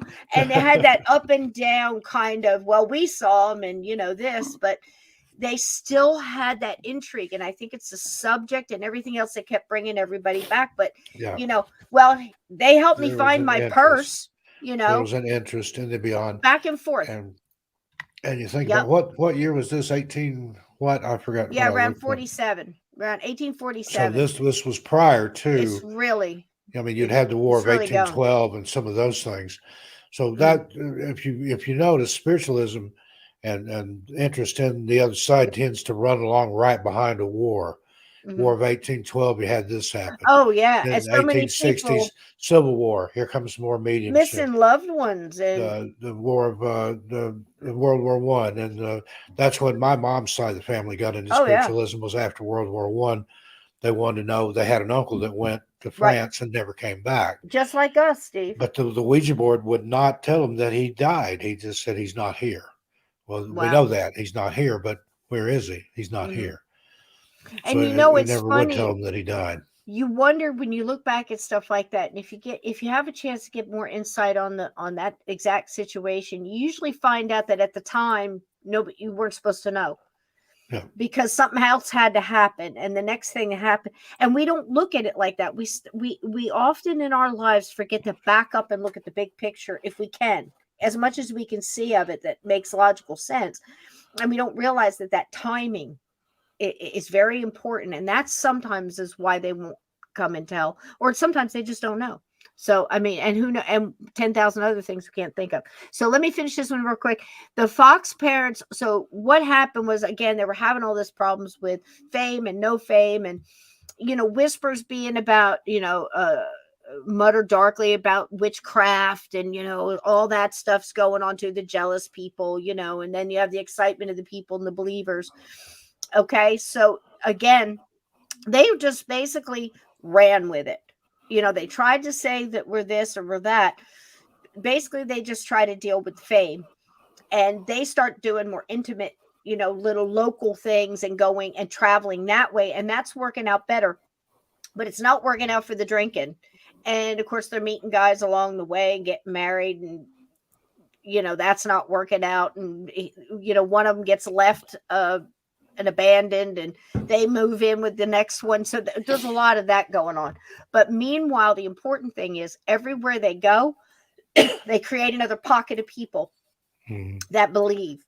And that's how a movement. That's why it's a spiritualism movement. There you go. Exactly. It spreads. Exactly. Here, there, little pockets, little bastions of it, and then that spreads. Other people see it. That spreads. And so on and so on. It's like a snowball effect, if you will. Exactly. Now the fox, what happened is the mom got remarried, left the alcoholic, married another alcoholic, and they couldn't take care of the two youngest siblings. So they all wound up going to live with these two people. Hi, Lynn. How you doing? Isaac. Hey, Lynn. Isaac and Amy Post. And if Amy Post sounds familiar, she was real big in the suffragette movement and lots of different things there. Prohibition, all kinds of things. They were two Quaker friends of one of the sisters, and they took her two younger sisters, her and her two sisters, in because they were impoverished, and her kids because the husband left. So they had lost several children to illness, and so when Lee suggested that the two girls try to contact their spirits, the older couple agreed, and they were skeptical at first, but soon became zealous converts. And the Posts were involved in both the abolitionist and suffrage movements, real big in their time. And when they were convinced of the girls' talents, they started telling their friends, and soon requests for seances came flooding. Now they're full-blown alcoholics, two of them. And they continue on doing this, but they're into it now, and they are getting, I believe, probably those spirits that have the most energy and just plow through this. So the Posts and their friends were the seed of what became the spiritualist movement, a quasi-religion based on belief in the presence of the human soul and the ability to communicate with it after death. And Lee herself tried to convince her sisters that spirits were real and that they were acting through them. Spiritualism was a phenomenon now. Mediums started coming out of the woodwork everywhere, and seances became fashionable and popular. And many of these new mediums were more showy than the sisters. And that's when you started getting the trance mediums who would channel spirits and produce ectoplasm and all kind of showy effects. And still the sisters, the original mediums, remain the key figures in the spiritualism movement. And I thought that was real important to get that out. Their act didn't change. They did the same. Right. Everybody else had to be bigger, better. Well, I can make a trumpet play. I can make a or what do you call it? A tambourine rattle. I can produce ectoplasm. I can do spirit photography. But they just kept doing the same thing. They did same thing, and they hung on to eventually, different alcohol brought on by alcoholism, like liver and kidney and stuff like that. But basically, they didn't die rich, but they did okay, and they got through it. So I mean, but it's important to know that right after that time, bam, that's when the Ouija board really gets picked up. William Fuld. Yep. And he basically, there's a lot of back and forth there. Like I said, there's there's people backstabbing and stealing ideas, there was and patents and other people change it just a little bit, and then they patent theirs. There's a lot of hook or crook in the whole spirit board industry there. I got this little video. It's 4 minutes long. It tells a little bit about that. It tells a little bit about, when it really got promoted forward. Mulder needs a cigarette. I need to put some hot water in my tea. I've been pounding down the coffee and the water here, so I'm going to have to go see a dog about a man. I'll be right back. All right, here we go.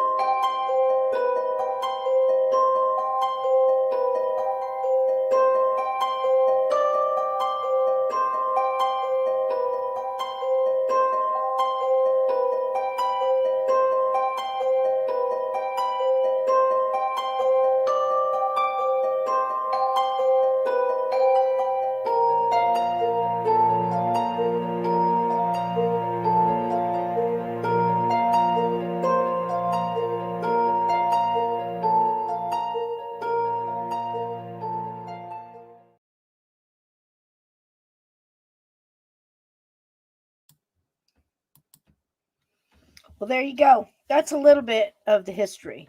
So, just now starting.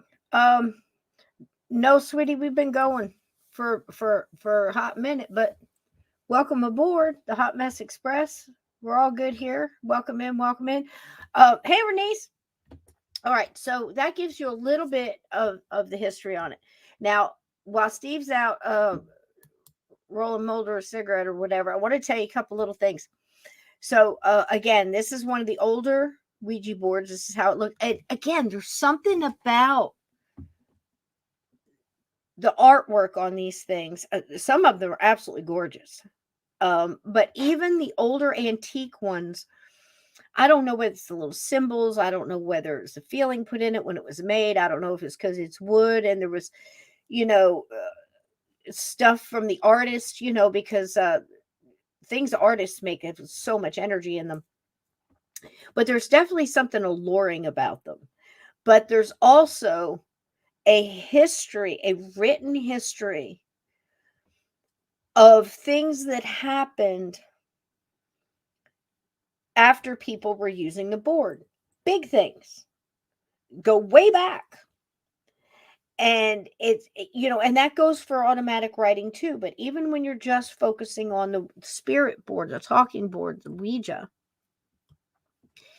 you get stuff like this. So throughout the 1920s and 30s, there are several documented cases of people that committed murders because they claimed their Ouija boards told them to do it. Now, I don't know, looking through this, how many cases that was actually a good defense to pick. I don't know if anybody ever got away with it. There's another, written about case where two Native American women, and that's the only thing that I could find that was stated, their tribal nation was not listed. So Native American, at least didn't say Indian. I don't know. So they beat the heck out of this woman with a hammer and something else. And their defense was that their husband, who was murdered, came through the Ouija board and told them that this woman was a witch and it put a spell on him. And because she was jealous and wanted his land or claim something he had, and killed him. And they went and returned the favor. So I'm going to tell you right now, for the year that was, and it wasn't way back in the 20s. I mean, it was more recent than that, but still, Native Americans are involved. Those women did full time. They didn't get away with anything.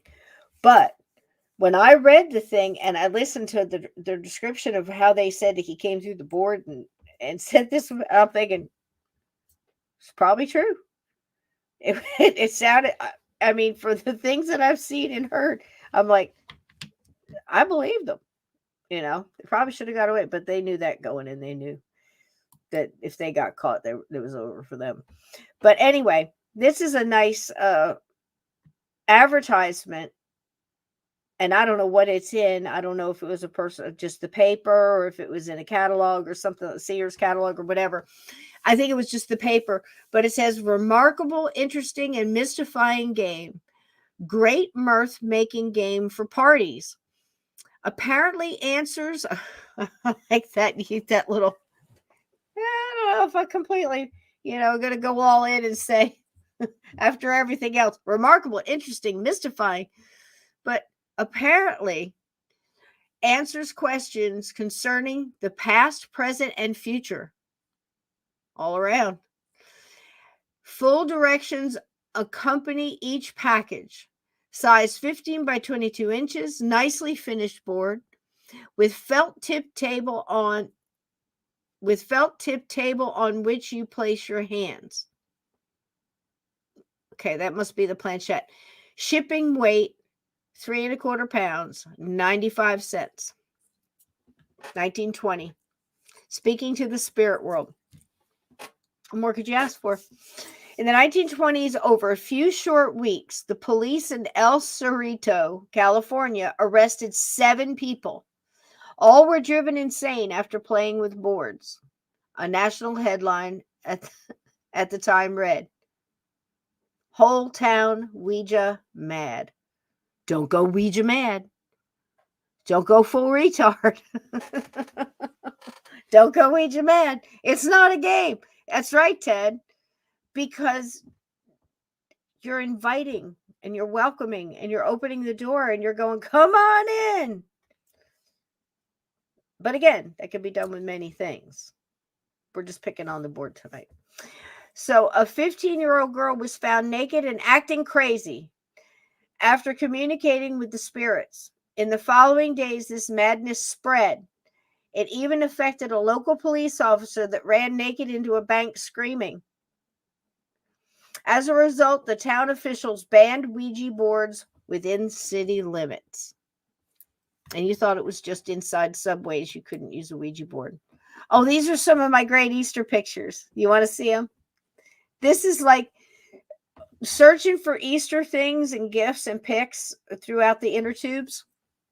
I came across what I thought, and I narrowed down out of thousands of pictures, what I thought were the best Easter pictures that I had seen while on that quest. This was one of them.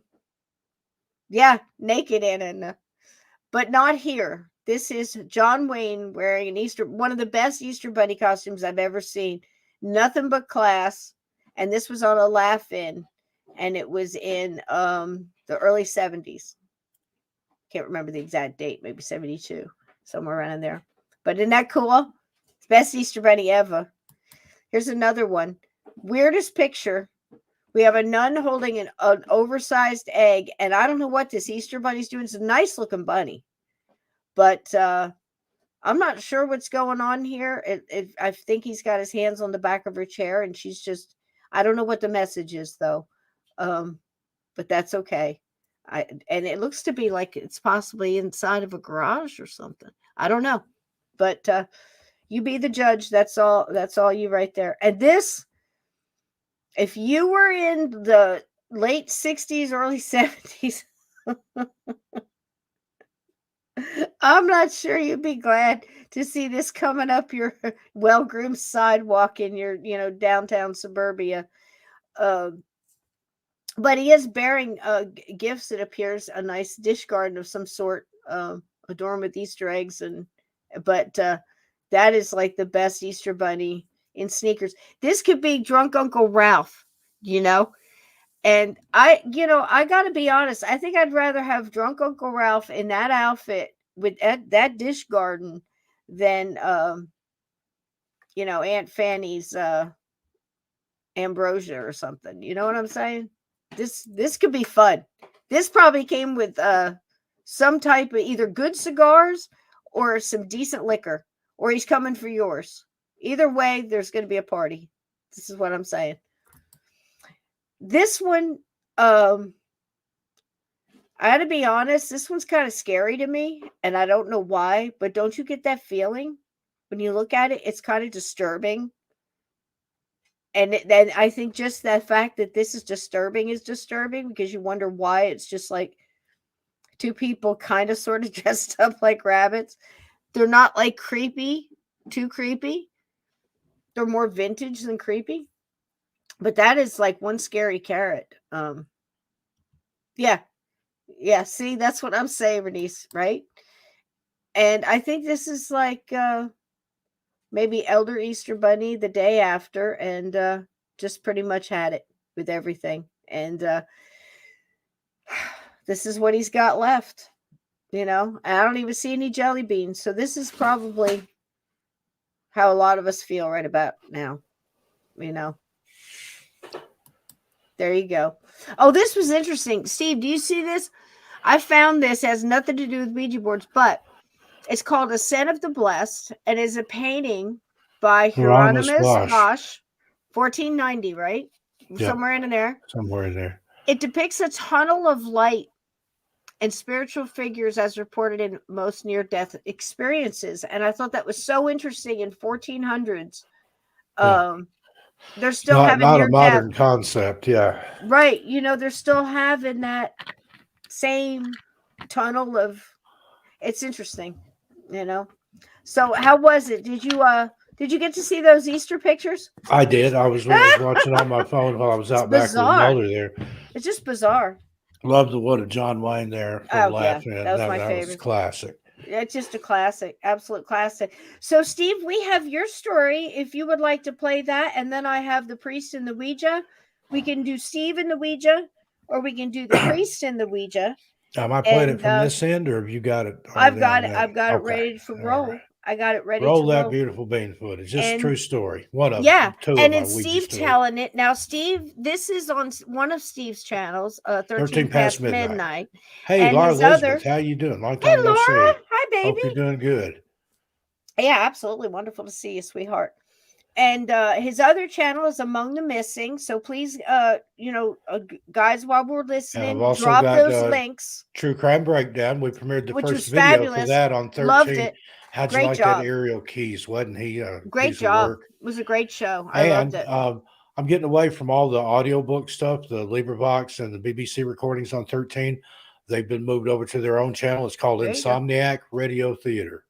Insomniac Radio Theater. I love it. Drop a link. Ted Branson's been over there watching everything I've released, I think, so far. All right, super mods, get your big old cupcakes out here and drop Steve's links while we listen to this story. 13 past midnight, that'll just be original content and live stream, so guest interviews and things. The overnight stuff on there you go. There you go. Insomniac Radio Theater. Thanks, everybody. Go over there and Insomniac Radio Theater. I'll get it right in a minute. Go over there and subscribe if you like the overnight streams that I do where people sit in there and chat for hours while their stories. Thought about you today. Great BBC audio. Thought about you today, Laura. Good to see you, Laura. I saw, believe it or not, I saw an ad on my Facebook because I had joined their page or whatever for that kitty coffee. Laura, we went to Gettysburg and she surprised me with some kitty coffee, and every bag of this really good coffee that you buy. Some of is that the one they make out of cat poop? No. You know about that one, right? It's just, yeah, I do. It's just this little company that puts out really good coffee, but every time you buy a bag, half of it goes to support an actual cat at a no-kill shelter that's there in that town. And it's very cool. And it's very good coffee. But I thought of you today, Laura, when it popped up, and here you are. So synchronicity. All right, here we go, Steve. We're gonna listen to this, and it's about 4 minutes or so. You people that go over there to Insomniac Radio Theater, Renice and Palmer, people that I know like to sit up all night and listen to that, I'll make you mods over there. So I'll catch you over there later on. So you can help. I don't know if I have premiere tonight, but I've been putting up several videos a day over there. Not always a premiere. Mm-hmm. But check out all the things I'm into. I've got a UFO channel, Saucer Cult. Yep. I'm all over the place. I'm on the channel network right now. And this isn't another, no, that's not one of your channels. But it could be. You got an idea now. Wait a minute. And I've also, it's still in the works, but I've got a comedy channel coming up. All right. I'm all over the place. Here we go. Here's another. Now, True Crime Breakdown, there's no content over there. The first video for it actually premiered on 13 yesterday. Thank you, guys. And it'll be transitioning over there, and then there'll be regular videos coming up over there. And have a psychologist over there that's doing a deep dive, helping me pick the brains of these serial killers. There was a pre-show. A civet cat. And then we did the video itself, and then we had a Q&A after when I asked Mr. E, who's my psychologist there, not my psychologist, but the psychologist that I have on the channel. I asked him some compelling, thought-provoking questions about Israel Keys. But if you like serial killers, true crime breakdown. Thank you. Steve's on a roll. There he goes. Cinnamon roll. Smiling on both ends. Smiling at all ends. Smiling all ends. I'm just happier than a pig in shit. What can I say? There we go. Got all these channels. I'm autonomous. I'm in control of everything myself. I don't answer to anybody other than God and my audience and the families and the missing. In that respect for that channel. Found the love of my life, the piece of me that's always been missing. There you go. There now. Nice. And I have never been better. Thanks, This is everyone. great. I love everybody. You love to see it. You love to see it. All right. Well, let's see what the Ouija board did to Steve, or what Steve did to the Ouija board. Now, this is an old video. The intro's kind of long. You'll hear Shannon LeGros in there. I love it. But it's a true story. Enjoy. Yep. Here we go. Love it. Welcome to 13 Shannon. Past Midnight. We love Shannon.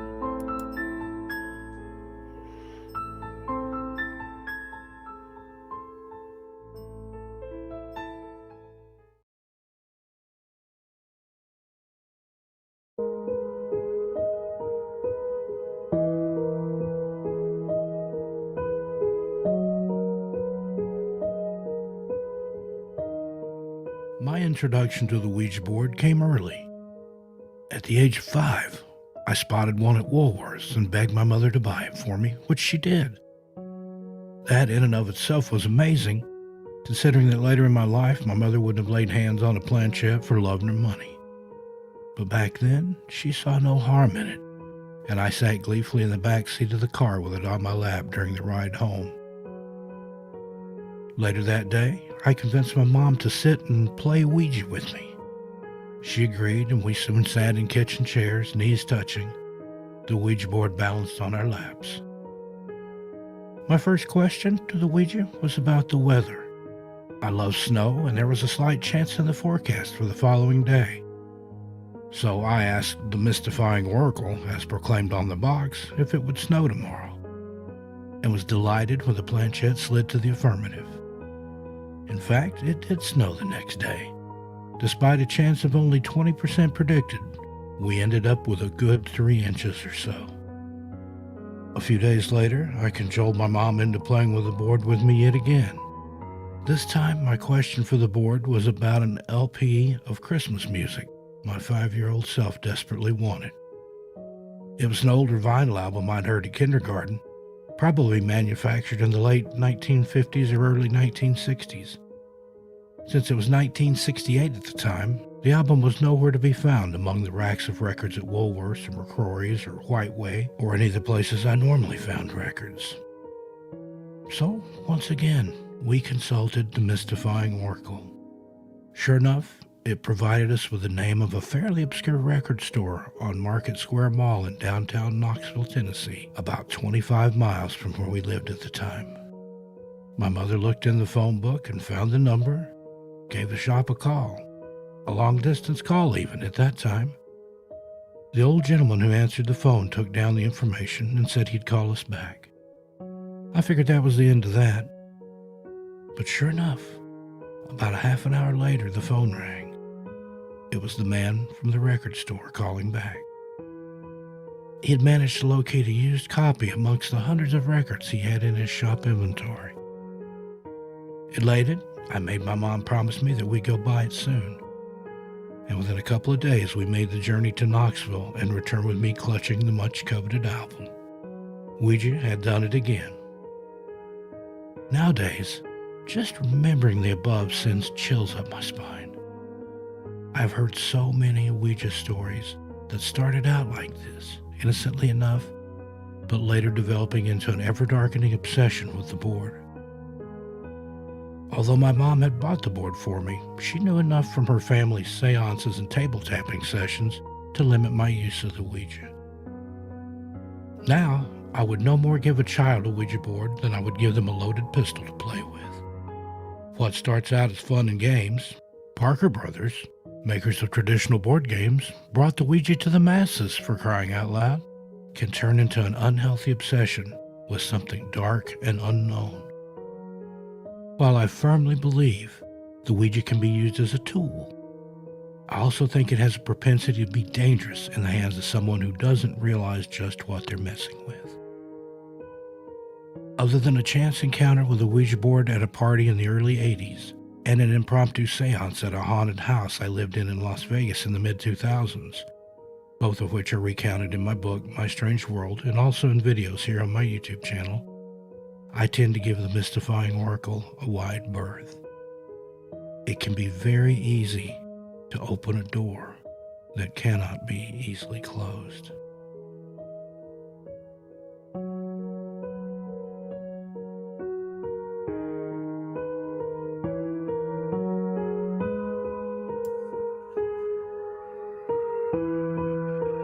perfect.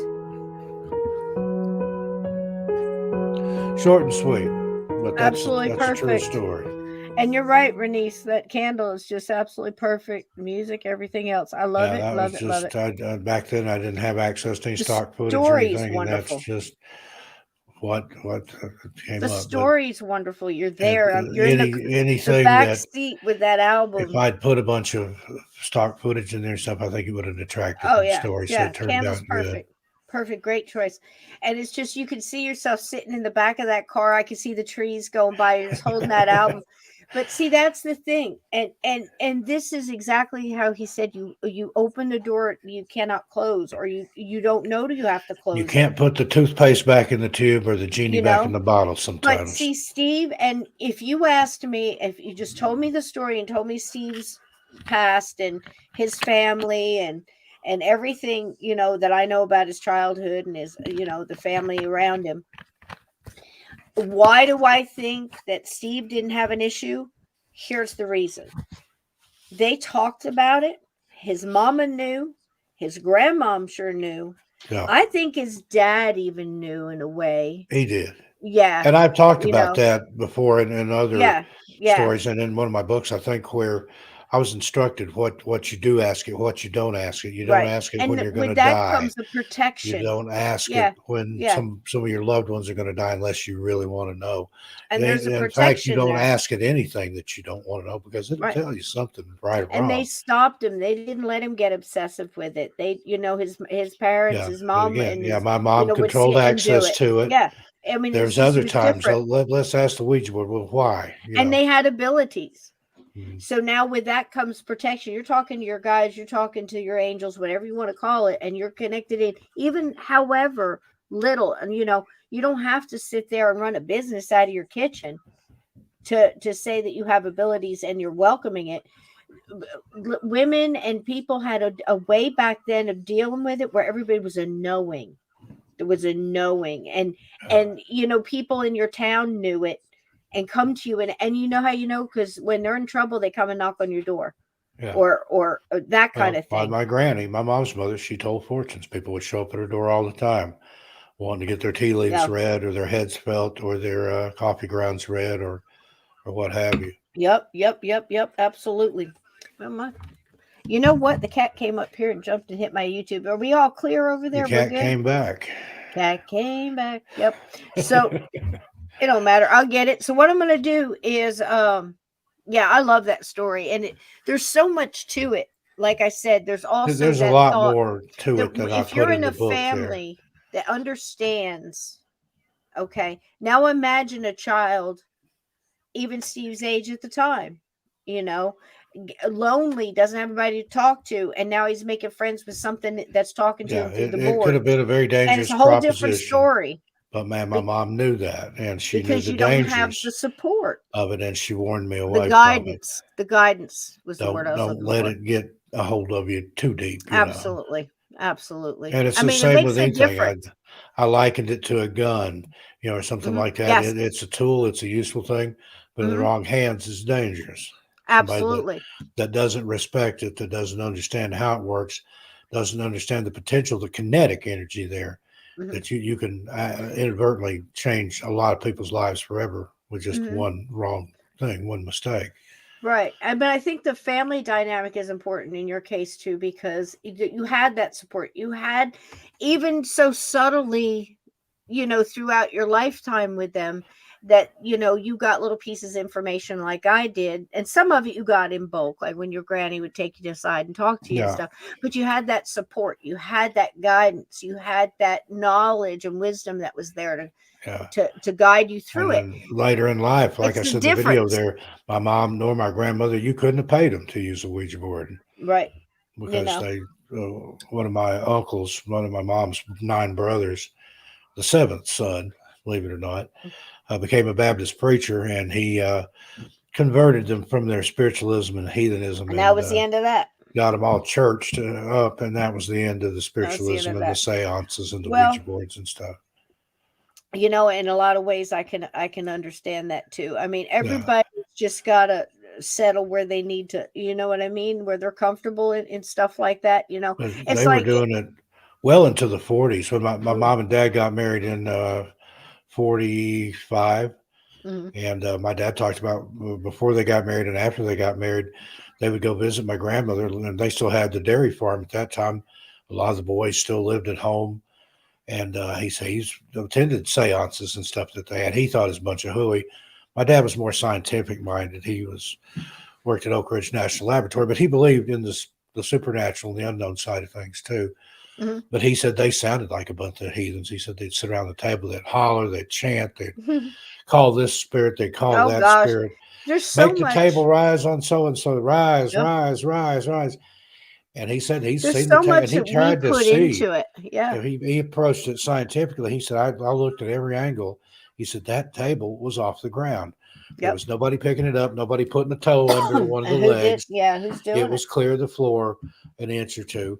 And one time they took one of the grandkids and put him on the table, and they were trying to make it rise. And my dad said that table creaked and groaned and tried every way in the world to lift up with that kid on it, but it couldn't do it.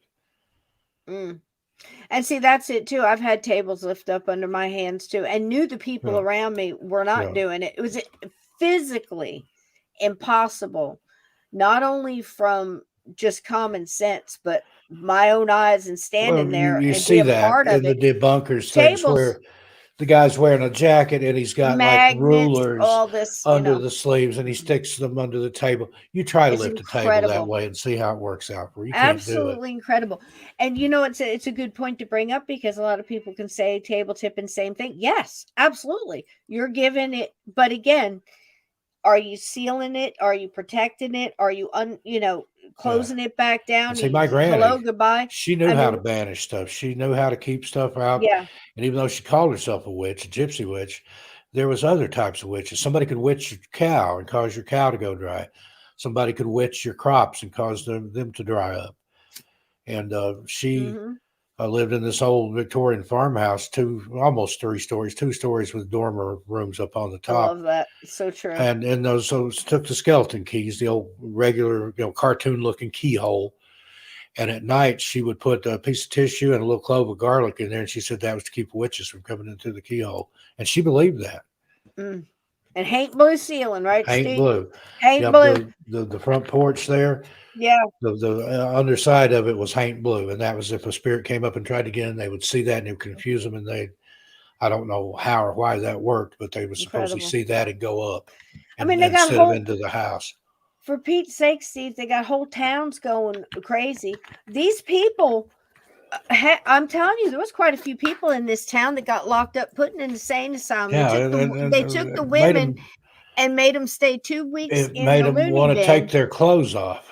The dads they let stay home so they could work and keep things going. Yeah. The kids they all put together. Couldn't use a Ouija within the city limits. Yep. This actually happened. Excuse me. What they call it, Ouija mad. Ouija fever or something. Yeah. Like kind of like what was that movie? Weed fever or something. What was it? Marijuana fever or Reefer Madness. Reefer Madness. There you go. All right. So now here's a story I'm pleased to be able to bring you. It's the last video of the night. The wrong one.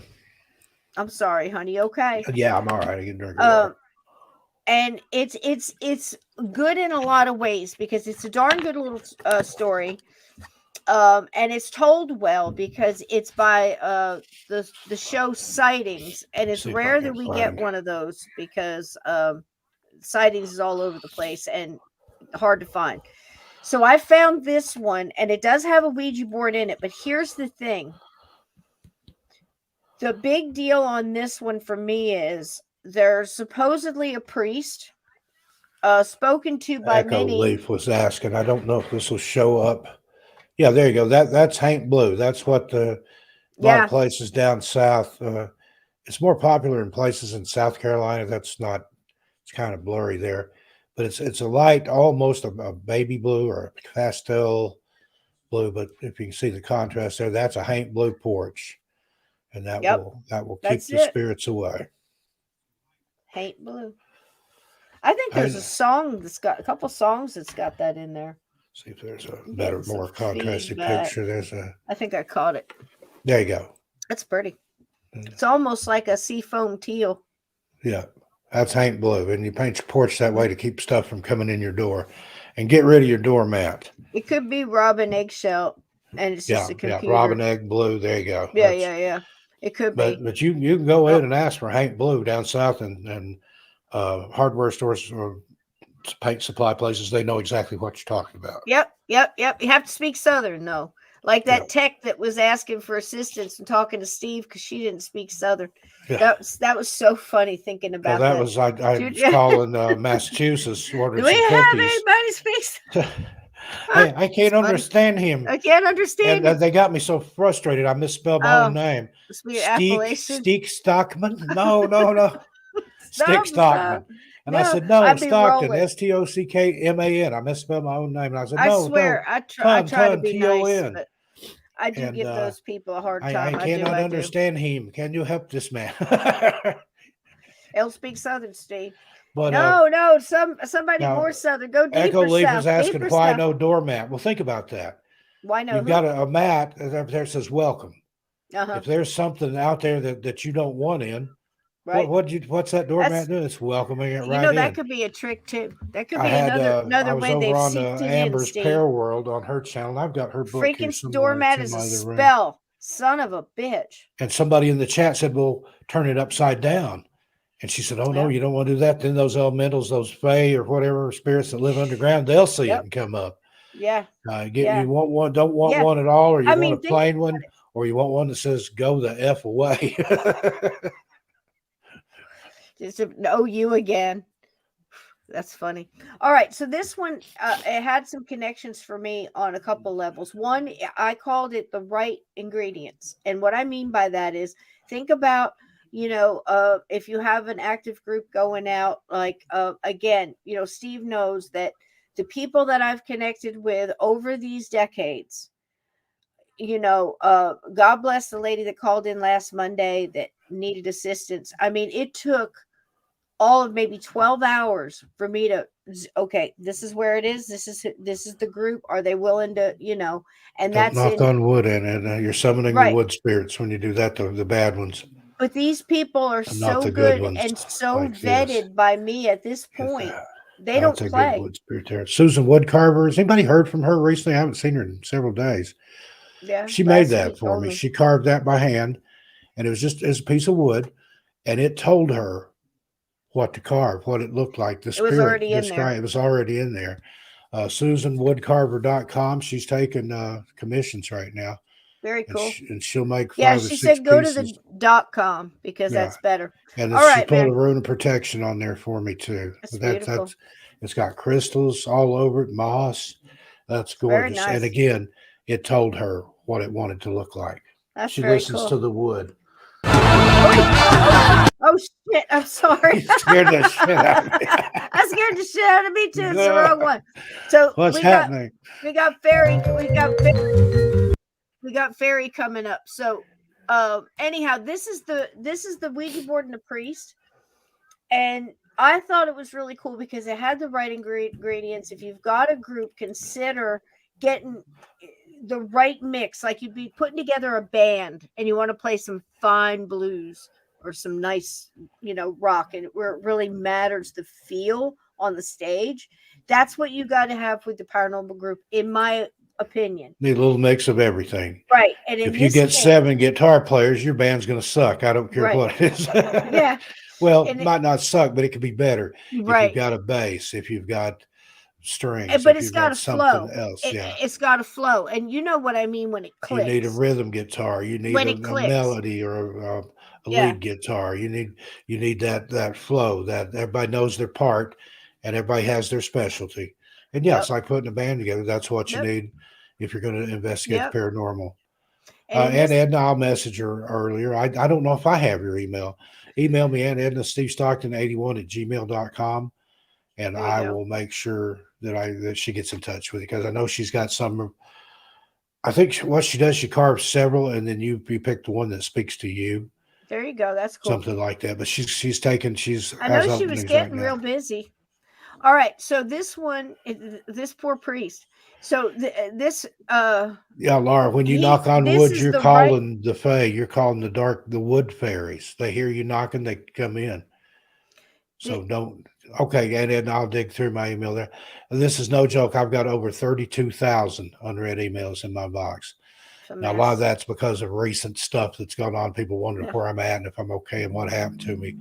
But that is no joke. 32,056. You need to get in there and clean that out, Steve. Now, there's some spam. There's some lists and stuff that I subscribe to and things as well. But that's no joke. I looked at it this morning.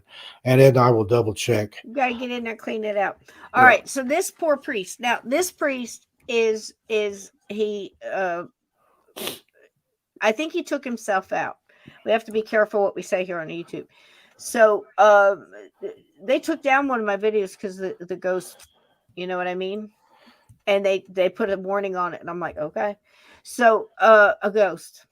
I don't get it. So anyhow, this is like a good mix. It's got the sensitive, it's got the medium, it's got a skeptic who's trying to be a part of the story and try to unravel it. But even you can see him go through is like, I don't know, because this priest is sending messages through the Ouija board and he's sending page numbers and scripture numbers that's matching up. And he did it. It started 2 weeks before this group ever got together and came here. And they're getting the same thing live. And it's very interesting. Sorry. And then I don't see it in here, hun. Try me again. Make sure I'll put my email in the chat here. Sorry, Cisco. But it's all right. All right. Well, we'll find it. So I thought it was very interesting the way this mix went down and its sighting. So I hope you enjoyed it. It's about 10 minutes and Steve can sift through his emails there or go through. Yeah, I know. I'm the same way. I mean, stuff gets buried and no, it's, you know, if I'm researching or something, I'm shut down. I answered, no joke. I answered over 1,000 emails, text messages, and messenger messages. Want to know what happened over on the other channel? Yeah, over 1,000. Okay, so here's this priest. I hope you all like it. I love that skeleton. Laura, stop knocking on wood.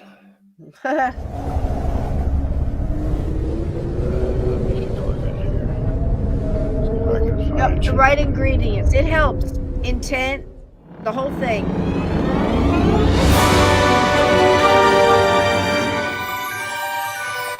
I found Jan Edna, but it's from last year. 12/18/22. And Edna emailed me. You sent me happy Welcome holidays. to Sightings. I'm Tim White. Tonight, a special edition of Sightings dedicated to ghosts. We'll help a viewer contend with a ghostly presence she believes is haunting her home. And we'll show you the anatomy of a scientific ghost investigation.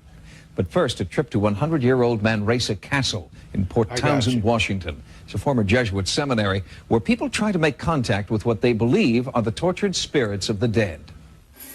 It's not unusual for Seattle-based photographer Steve Holderman to bring his cameras here to the Manresa Castle in historic Port Townsend, Washington.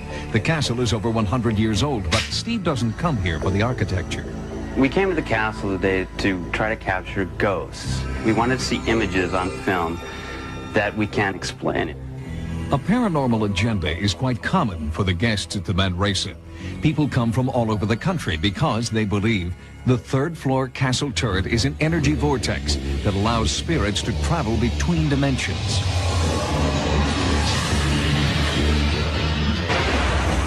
People commonly come from all around to see the ghosts. There are people in Seattle that come here regularly to see ghosts, especially on equinoxes. And Halloween night, you will always find somebody occupying 306. The third floor of the Manresa Castle is supposedly haunted by several different ghosts. Historical documents show that at least 2 people committed suicide here. In room 306, a woman jumped to her death in 1921. Room 302, the famous turret room, is popular with amateur ghost hunters who request the room months in advance, then record their experiences in this special book. Records indicate that when the castle was used as a seminary, one disturbed Jesuit priest hanged himself here.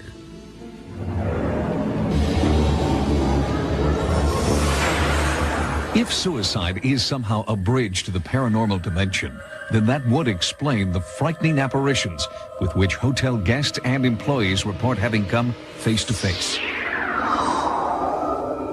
People are often introduced to the castle by newspaper accounts or from former guests.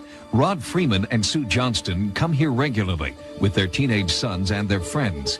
They all claim to communicate with spirits through their Ouija board. Definitely the darkest feeling that comes out is this Jesuit priest. We decided to ask him for page numbers in the Bible because that's easy to get through the Ouija board. There's a row of numbers there. And sure enough, he revealed to us a page number.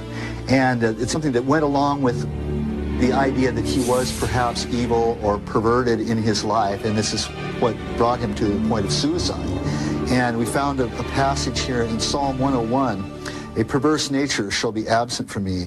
I will not entertain. Evil I will silence him who secretly slanders his neighbor. I will not tolerate one who is conceited and arrogant. So perhaps he's trying to tell us something about himself. People want to be scared. People want to be scared. That's why we're here. That's why we come, to experience what others have written about in these diaries that are in the rooms. Sue. I just wanted to lean in here and say something about that. Understand that these people are sitting there with this board talking to this priest, and he's giving them page numbers to express what he's feeling at the time, what he felt before he did this, that he has something to feel guilty and regretful for. I don't know what, but you also have to imagine that this is early 90s, maybe late 80s. I can't pinpoint the show when it actually aired, but I'm betting you that there's more to this story than they're letting loose of. You know what I'm saying?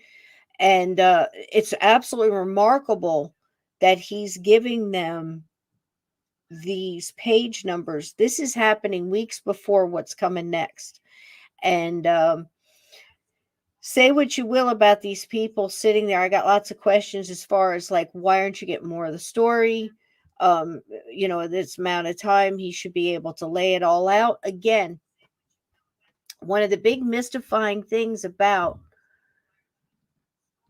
ghosts and the way they communicate, it seems to me at this point in time in my life, for some reason, they're not always direct. Now, is that because they're limited in the time that they can dip into our reality and actually say something? Is it frequency? Is it that's what their mind is putting out? Because in their mind, it's, the repeating, it's in the box, it's in the box, it's in the box. And that's all you're getting. Like in Cabin 22, murder, murder, murder, to spit it out. Who's murder? Who's doing what? And it seems that they don't communicate that way. I do not know why.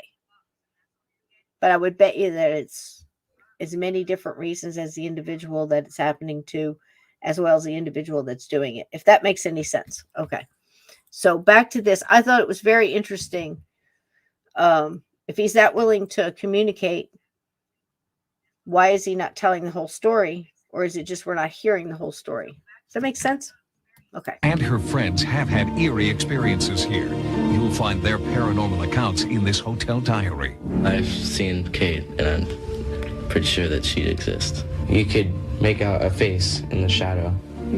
You're frozen and just wait for morning to come so you can share your experiences. You don't dare get up. You're too afraid to get up. The forlorn ghost of Kate is by far the most common sighting reported at the castle. Although Kate lost her life in room 306, she's often reported lingering in the turret room. With so much haunting activity in such a concentrated area, sightings arranged for psychic Rhonda Griffin to come here. Psychics claim to be able to tune in to a ghost's paranormal channel. Rhonda has a history of investigating hauntings and asked to be told nothing about the history of the castle. As a professional psychic, Rhonda allows us to see publicly how other guests have reported feeling privately. It's right in here. I can feel something right in here. It comes right up to the back of my neck. Someone's crying. Someone's crying here. Someone's waiting here.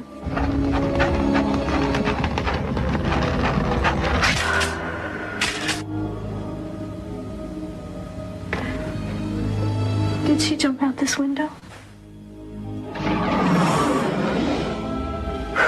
The picture I just saw, I saw somebody fall out of a window. And when I saw it, my heart just jumped.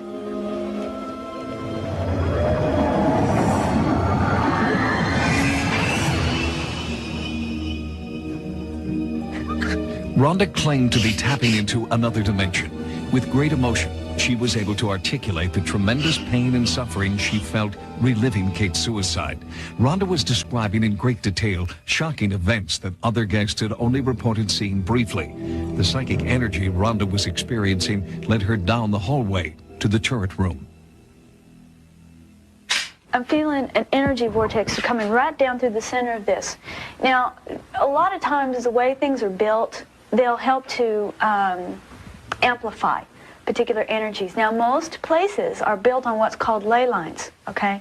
And it's a concentration of energy. Where these ley lines cross is where energy vortexes are created. Rhonda felt that the energy vortex was at its strongest in the castle's attic. Then she began to sense the period when the Manresa was a seminary. It feels like right about here, and I'm like walking through like a time warp, and it feels like I'm going back to another time that this place was very different. The structure was very different. It was used, it didn't have a family. I don't feel a family. Oh, I don't feel a family. The base Stockton to attract their attention. I despise it and practice. I'm watching a man sitting on the floor. He's isolated. He's alone. He's holy. I see him. He's almost like he's seated, and he would come up here. God. Oh God.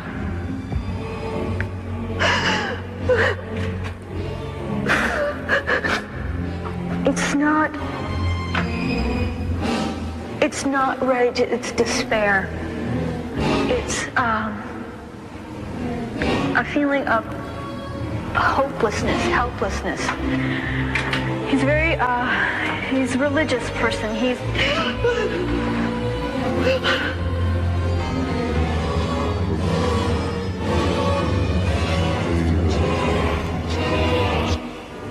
I see a body swinging.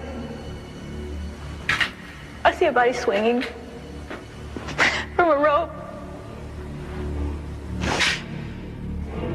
More messages came from the Jesuit priest through Rhonda. They were the very same page numbers for the Psalms that Sue Johnston reported finding on the Ouija board weeks before. 103.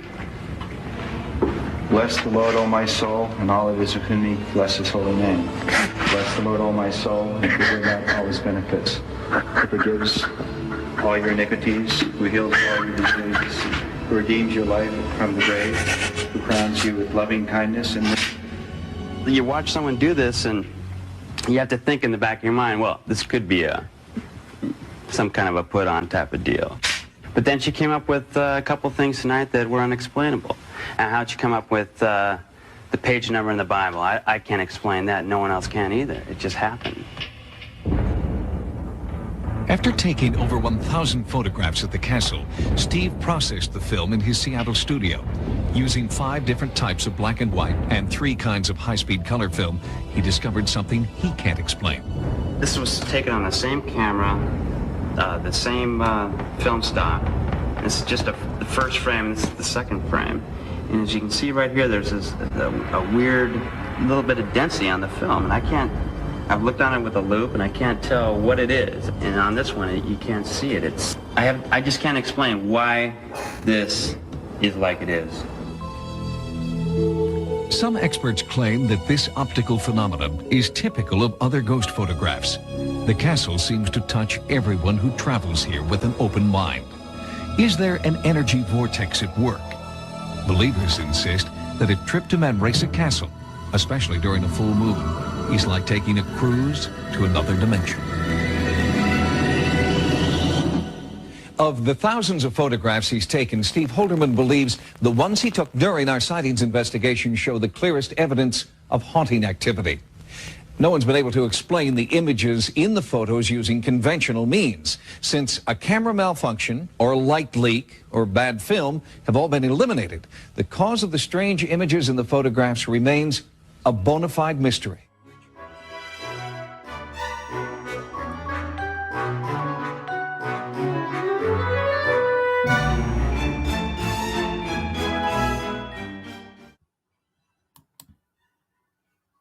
Well, there you go. I mean, that was intense, right? I mean, he's sending messages through the Ouija board, and then the medium comes in, supposedly without prior knowledge to the situation.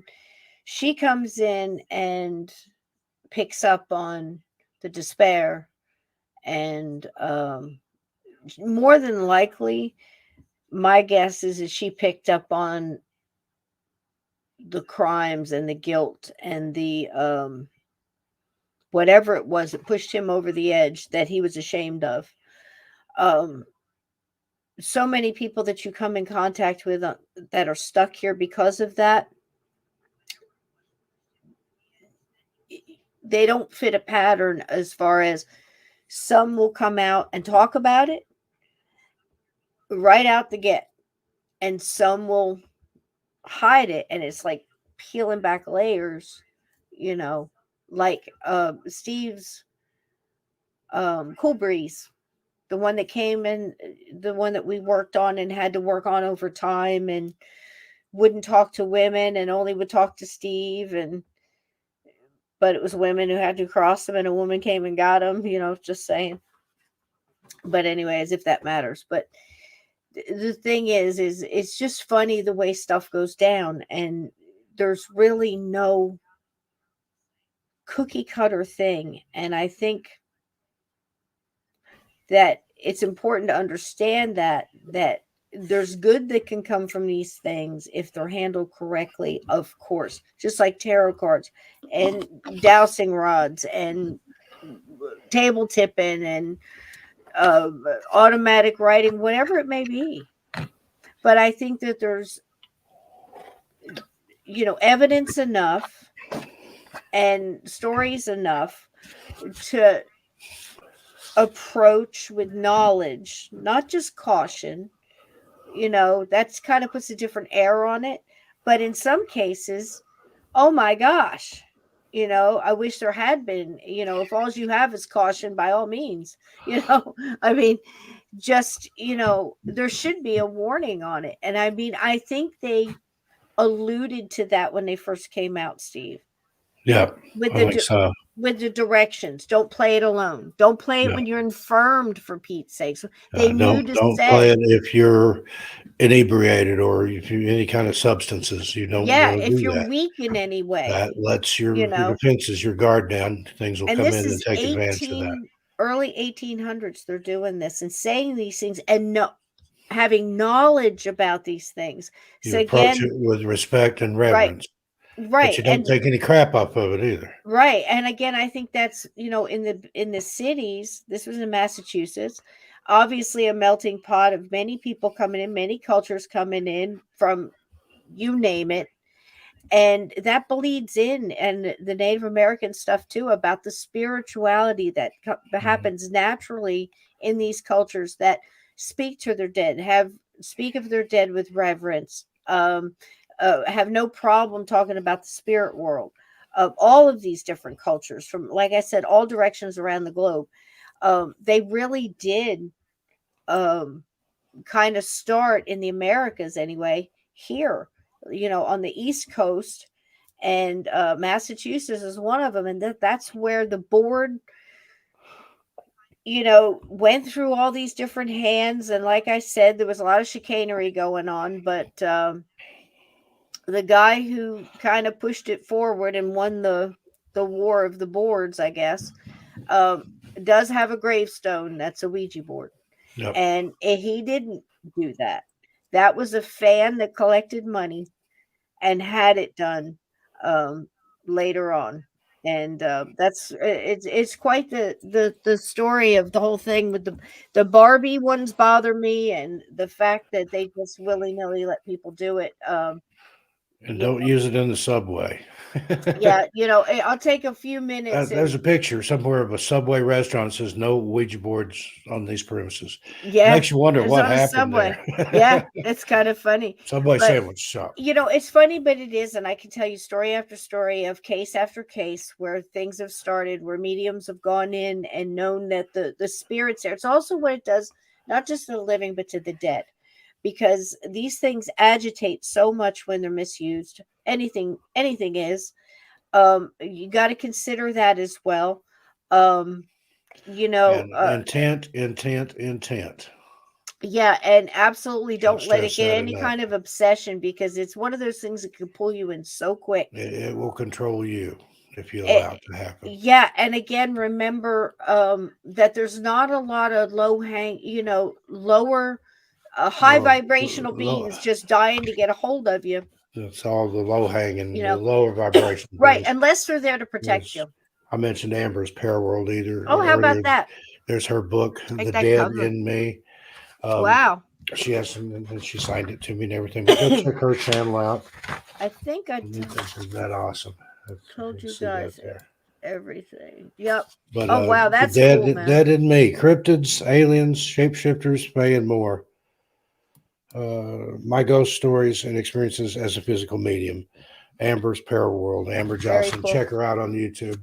Had a really good show with her, and that was where I learned about the doormats and not knocking on wood. There you go. So, see, you got to pick up, all the little you have wisdom to talk to you everybody can along the way, and we're putting this puzzle together one piece at a time. Right, and discern for yourself. Like I can look at this picture, Steve, and I can honestly tell you I have no idea what's going on here. I can just appreciate it for the art it is, and I can move on. Interesting, whatever it is. I don't know. The bunny man has stunned the egg, or stunned the nun with an egg, and he's about to abduct her. They have legends of the bunny man. I think that's in Maryland. It's one of those things. It says Man Happy Bridge. Easter, but it's not too pushy. Yeah. It's a little fun, but a little scary at the same time. Have you seen any of those pictures, like from back in the 40s, where kids were having their picture made with the Easter bunny? And they are terrified. The bunny's terrifying. It looks dangerous. It doesn't look like. Yeah. But look at John Wayne. Good old Duke there. That's our way the day after saying Happy Easter. He was a furry, and the studios kept it covered up. No, I'm kidding. This was on Laughing. When he was on Laughing. Yeah, he was a good sport. Let's say that. Oh, God. Yeah. You can see his face, though. This one I love. I just adore this. I think it's because I recognize the car and the time and the feel of that neighborhood. This is like that was a little disturbing there. It is, but it's it's drunk Uncle Harry. He's just having a good time. Yeah, he's just having a good time. And he's bringing a plant. So what could possibly be scared? There's good times ahead. With this guy coming. Good night. Are you kidding me? The kids love him. They do. So anyway, that was the scariest one I could find. Just again, Happy Easter for those. I hope you had a wonderful weekend. And listen, try to just proceed Ouija boards with caution. I'm not against them. Again, I think some of the art on them is absolutely beautiful. I love the decor. They're all over the place, in one form or another. I think I got some mints with the coolest, it's just the thing. So there's my placemat actually. There's a little tin of mints that looks like a Ouija board. Yeah, I've got them somewhere. Are little planchettes. Yeah. And then my daughter's got a little keychain Ouija board. Yeah. It has a little drawer that pulls out, and there's a little tiny planchette in there. She sent me a picture of her cat doing the Ouija one time. Oh, that's funny. That's funny. But that, that's the thing. It's alluring, and, in the right, it could be the right tool for the job. It could also be the wrong tool in the wrong hands with the wrong intent, and the wrong intent walking around you. And that's what you don't know, the unknown that can harm you. And you're just giving it energy. You're opening the door. You're putting the welcome mat out. Once you understand energy, I mean, again, I apologize if people think I was too harsh, but again, I could feel whatever was with that family was now coming in through electronics and affecting, and boomerangs back and takes all of that and then goes after a child. I have to stop it. And just say that you should talk about it as little as possible. talk to the right person that can actually help you. Indeed. And that way you're ahead of the train. And that's the best gift I can give anybody, is that knowledge, and when the kids are involved or you, these things can go bad so quick, so quick. I've known so many teenagers pulled in, older couples, and it doesn't, and age doesn't matter, because you think the older people would be I've wiser. known widows that would try to contact their spouse on a Ouija board, and they were lonely, they were missing their dead Next thing loved you one. know. Next thing you know, they've got a spirit that comes on that Ouija board, and they become obsessed with it. It takes over. It takes the place, and it knows. Yep. That whatever it was knows that they were vulnerable, that this was a good time. And Their guards down. Yeah. Steps right through that door that they opened. It could be something that was already there, something that was flying by. We had Dr. Mike on last night talking about how many hundreds they some of these energy orbs, they collect as they go, and it's like a school of fish just flying through the neighborhood and dipping down, and sometimes one pops off and is interested in something and connects to somebody. And it's kids with Ouija boards, and it's some kid that's having a hard time at home, or whatever that scenario may be, and so easily taken over and advantage of, and before you know it, you got another issue and problem out there. And that's the problem I have with it. It's another vessel, it's another tool for the dark side to use to undermine and cause chaos and cause pain and death, even, and bloodline depth. So about that. Proceed with caution. That's Indeed. Basically what I can say. Steve, I love you, my friend. You got so much going on. Blessings on each and every channel. All over the place. Each and every idea. Come and join me. I'm going to put together a centralized thing where it's easy to find me and everything I'm doing. That's a link tree. Yeah, that's coming what up. you need. I've got an Etsy store that's going to open in the next day or two, selling signed copies of my books over there. Plus, I'm clearing out my personal paranormal of library vintage and rare paranormal books.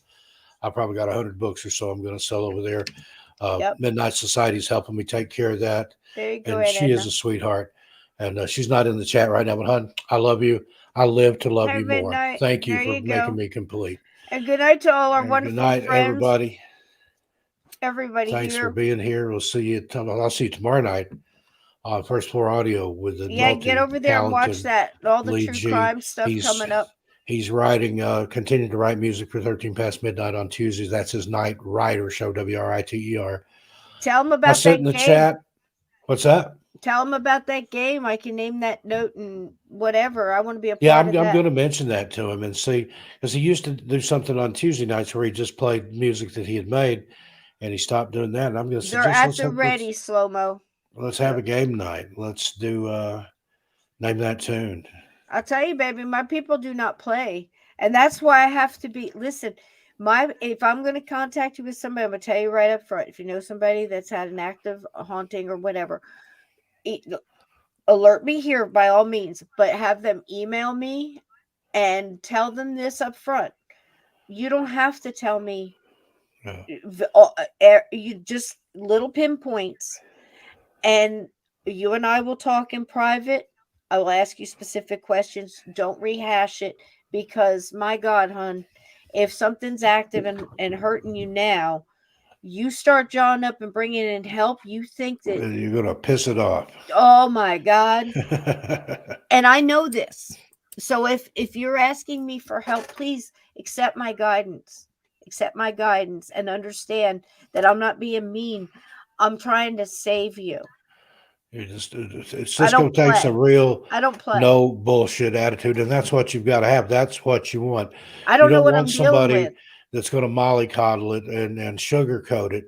Cisco tells it like it is. Mama Gum speaks truth. Yep. And when I say I'm going to call somebody and I will have to, at the crack of dawn, I know. I asked my guy. And speaking of that case, we were asked to help out with. Have you heard anything from any of those people? Nothing.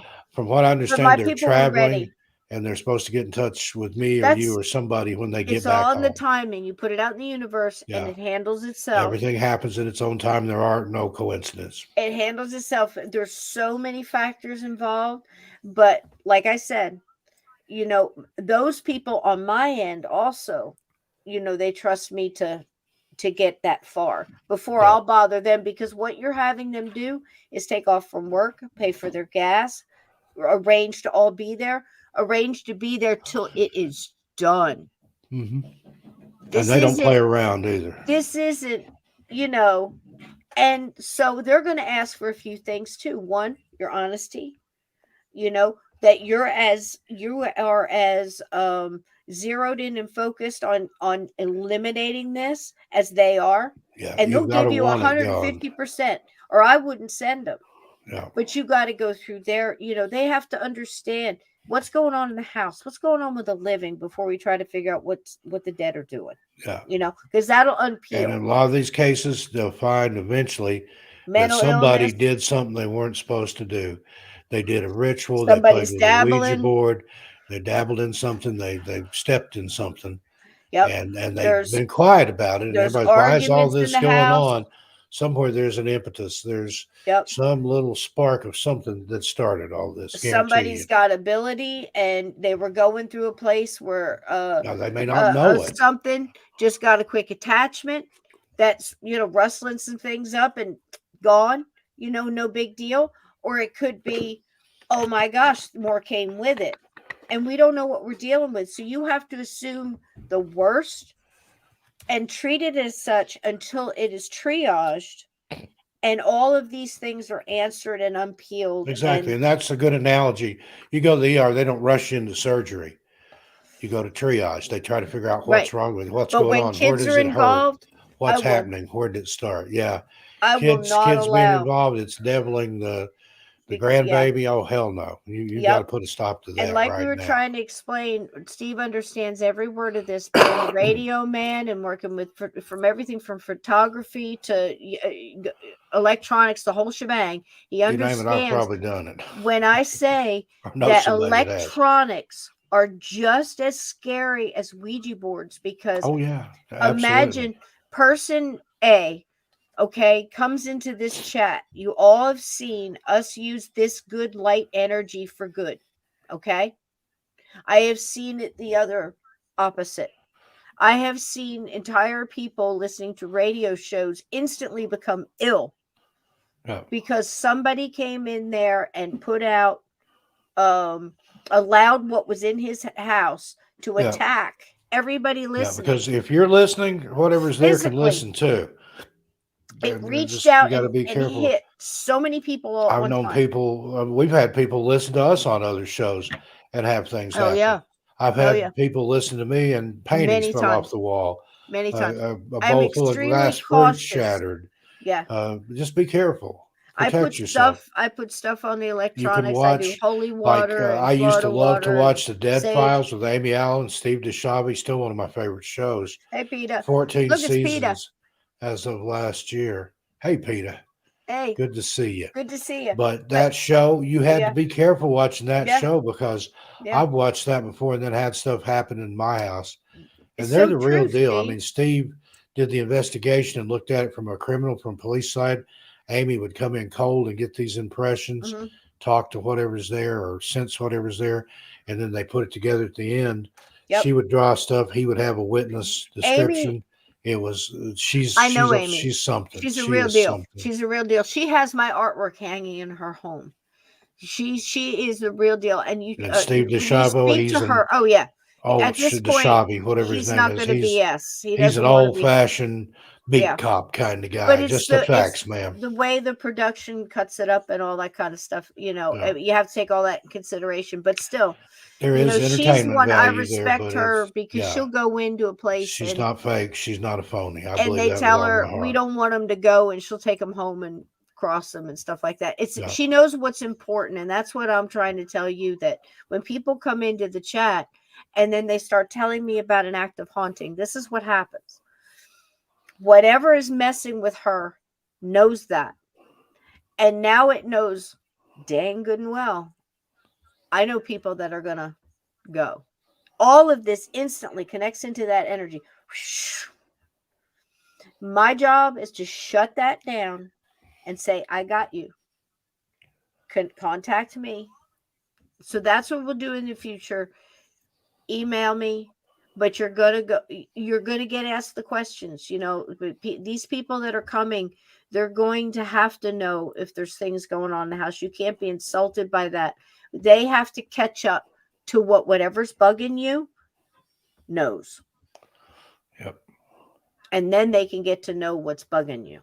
And they will, because they're good people. I mean, when, people call me and I say, look, I'm going to call Bill Bean. I'm not kidding. Steve's not kidding.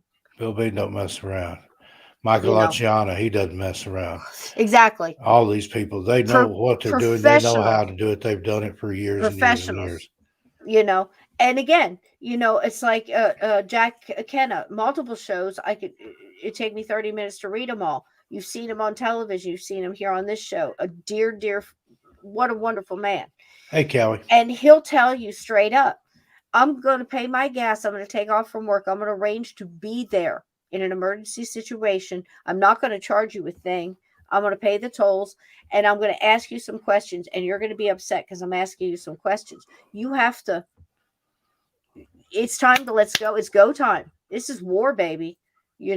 Sit down, listen. Back. And if you do these things, and musical interlude will follow there, Casita. Yep. And that's why I said too, you got to empower the children to know that they have the power too, because I've seen kids back off stuff that would make a lot of people run.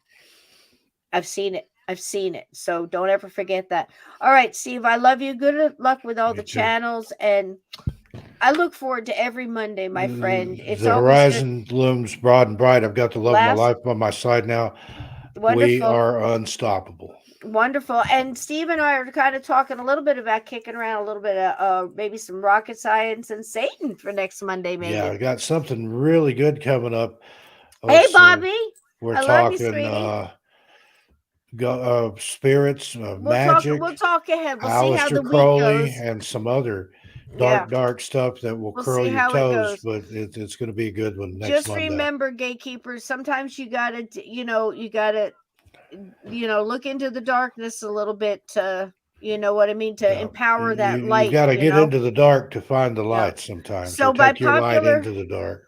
By popular demand for you, because we spare no expense here at Journey Through the Gate. Please subscribe. Please share it out if you can. We have somebody that's interested. On the show itself, not just in the chat. Please that do. Helps. You can hit and the donate. TeePublic. It's got merch. You can do a super sticker, super chat. Yep. You can go there. You can hit my PayPal if you like, or you can go into after the show is posted to YouTube. There's a little heart there with a $sign. So if you like what you see and you like the intro videos and you like the music videos, you can do a thanks after the chat. Please do. Which is awesome. Or just hit a like on the way out if you don't mind. And by popular demand, I have for you not only the skeleton death fairy, but I also have for you the nuns in the cart for Aunt Edna. So on the way out, I love you all. Enjoy the music, enjoy the art, enjoy your friends. I love you, Steve. Good night, everybody. Join me on my channels. I'll see you here next week. Tomorrow night I'll be with Lee, and then I've got premieres coming up all across YouTube. So watch this space. Thanks, everybody. Good night, gatekeepers. I love y'all. Love Keep you, the lights on, baby. Just like Motel 6.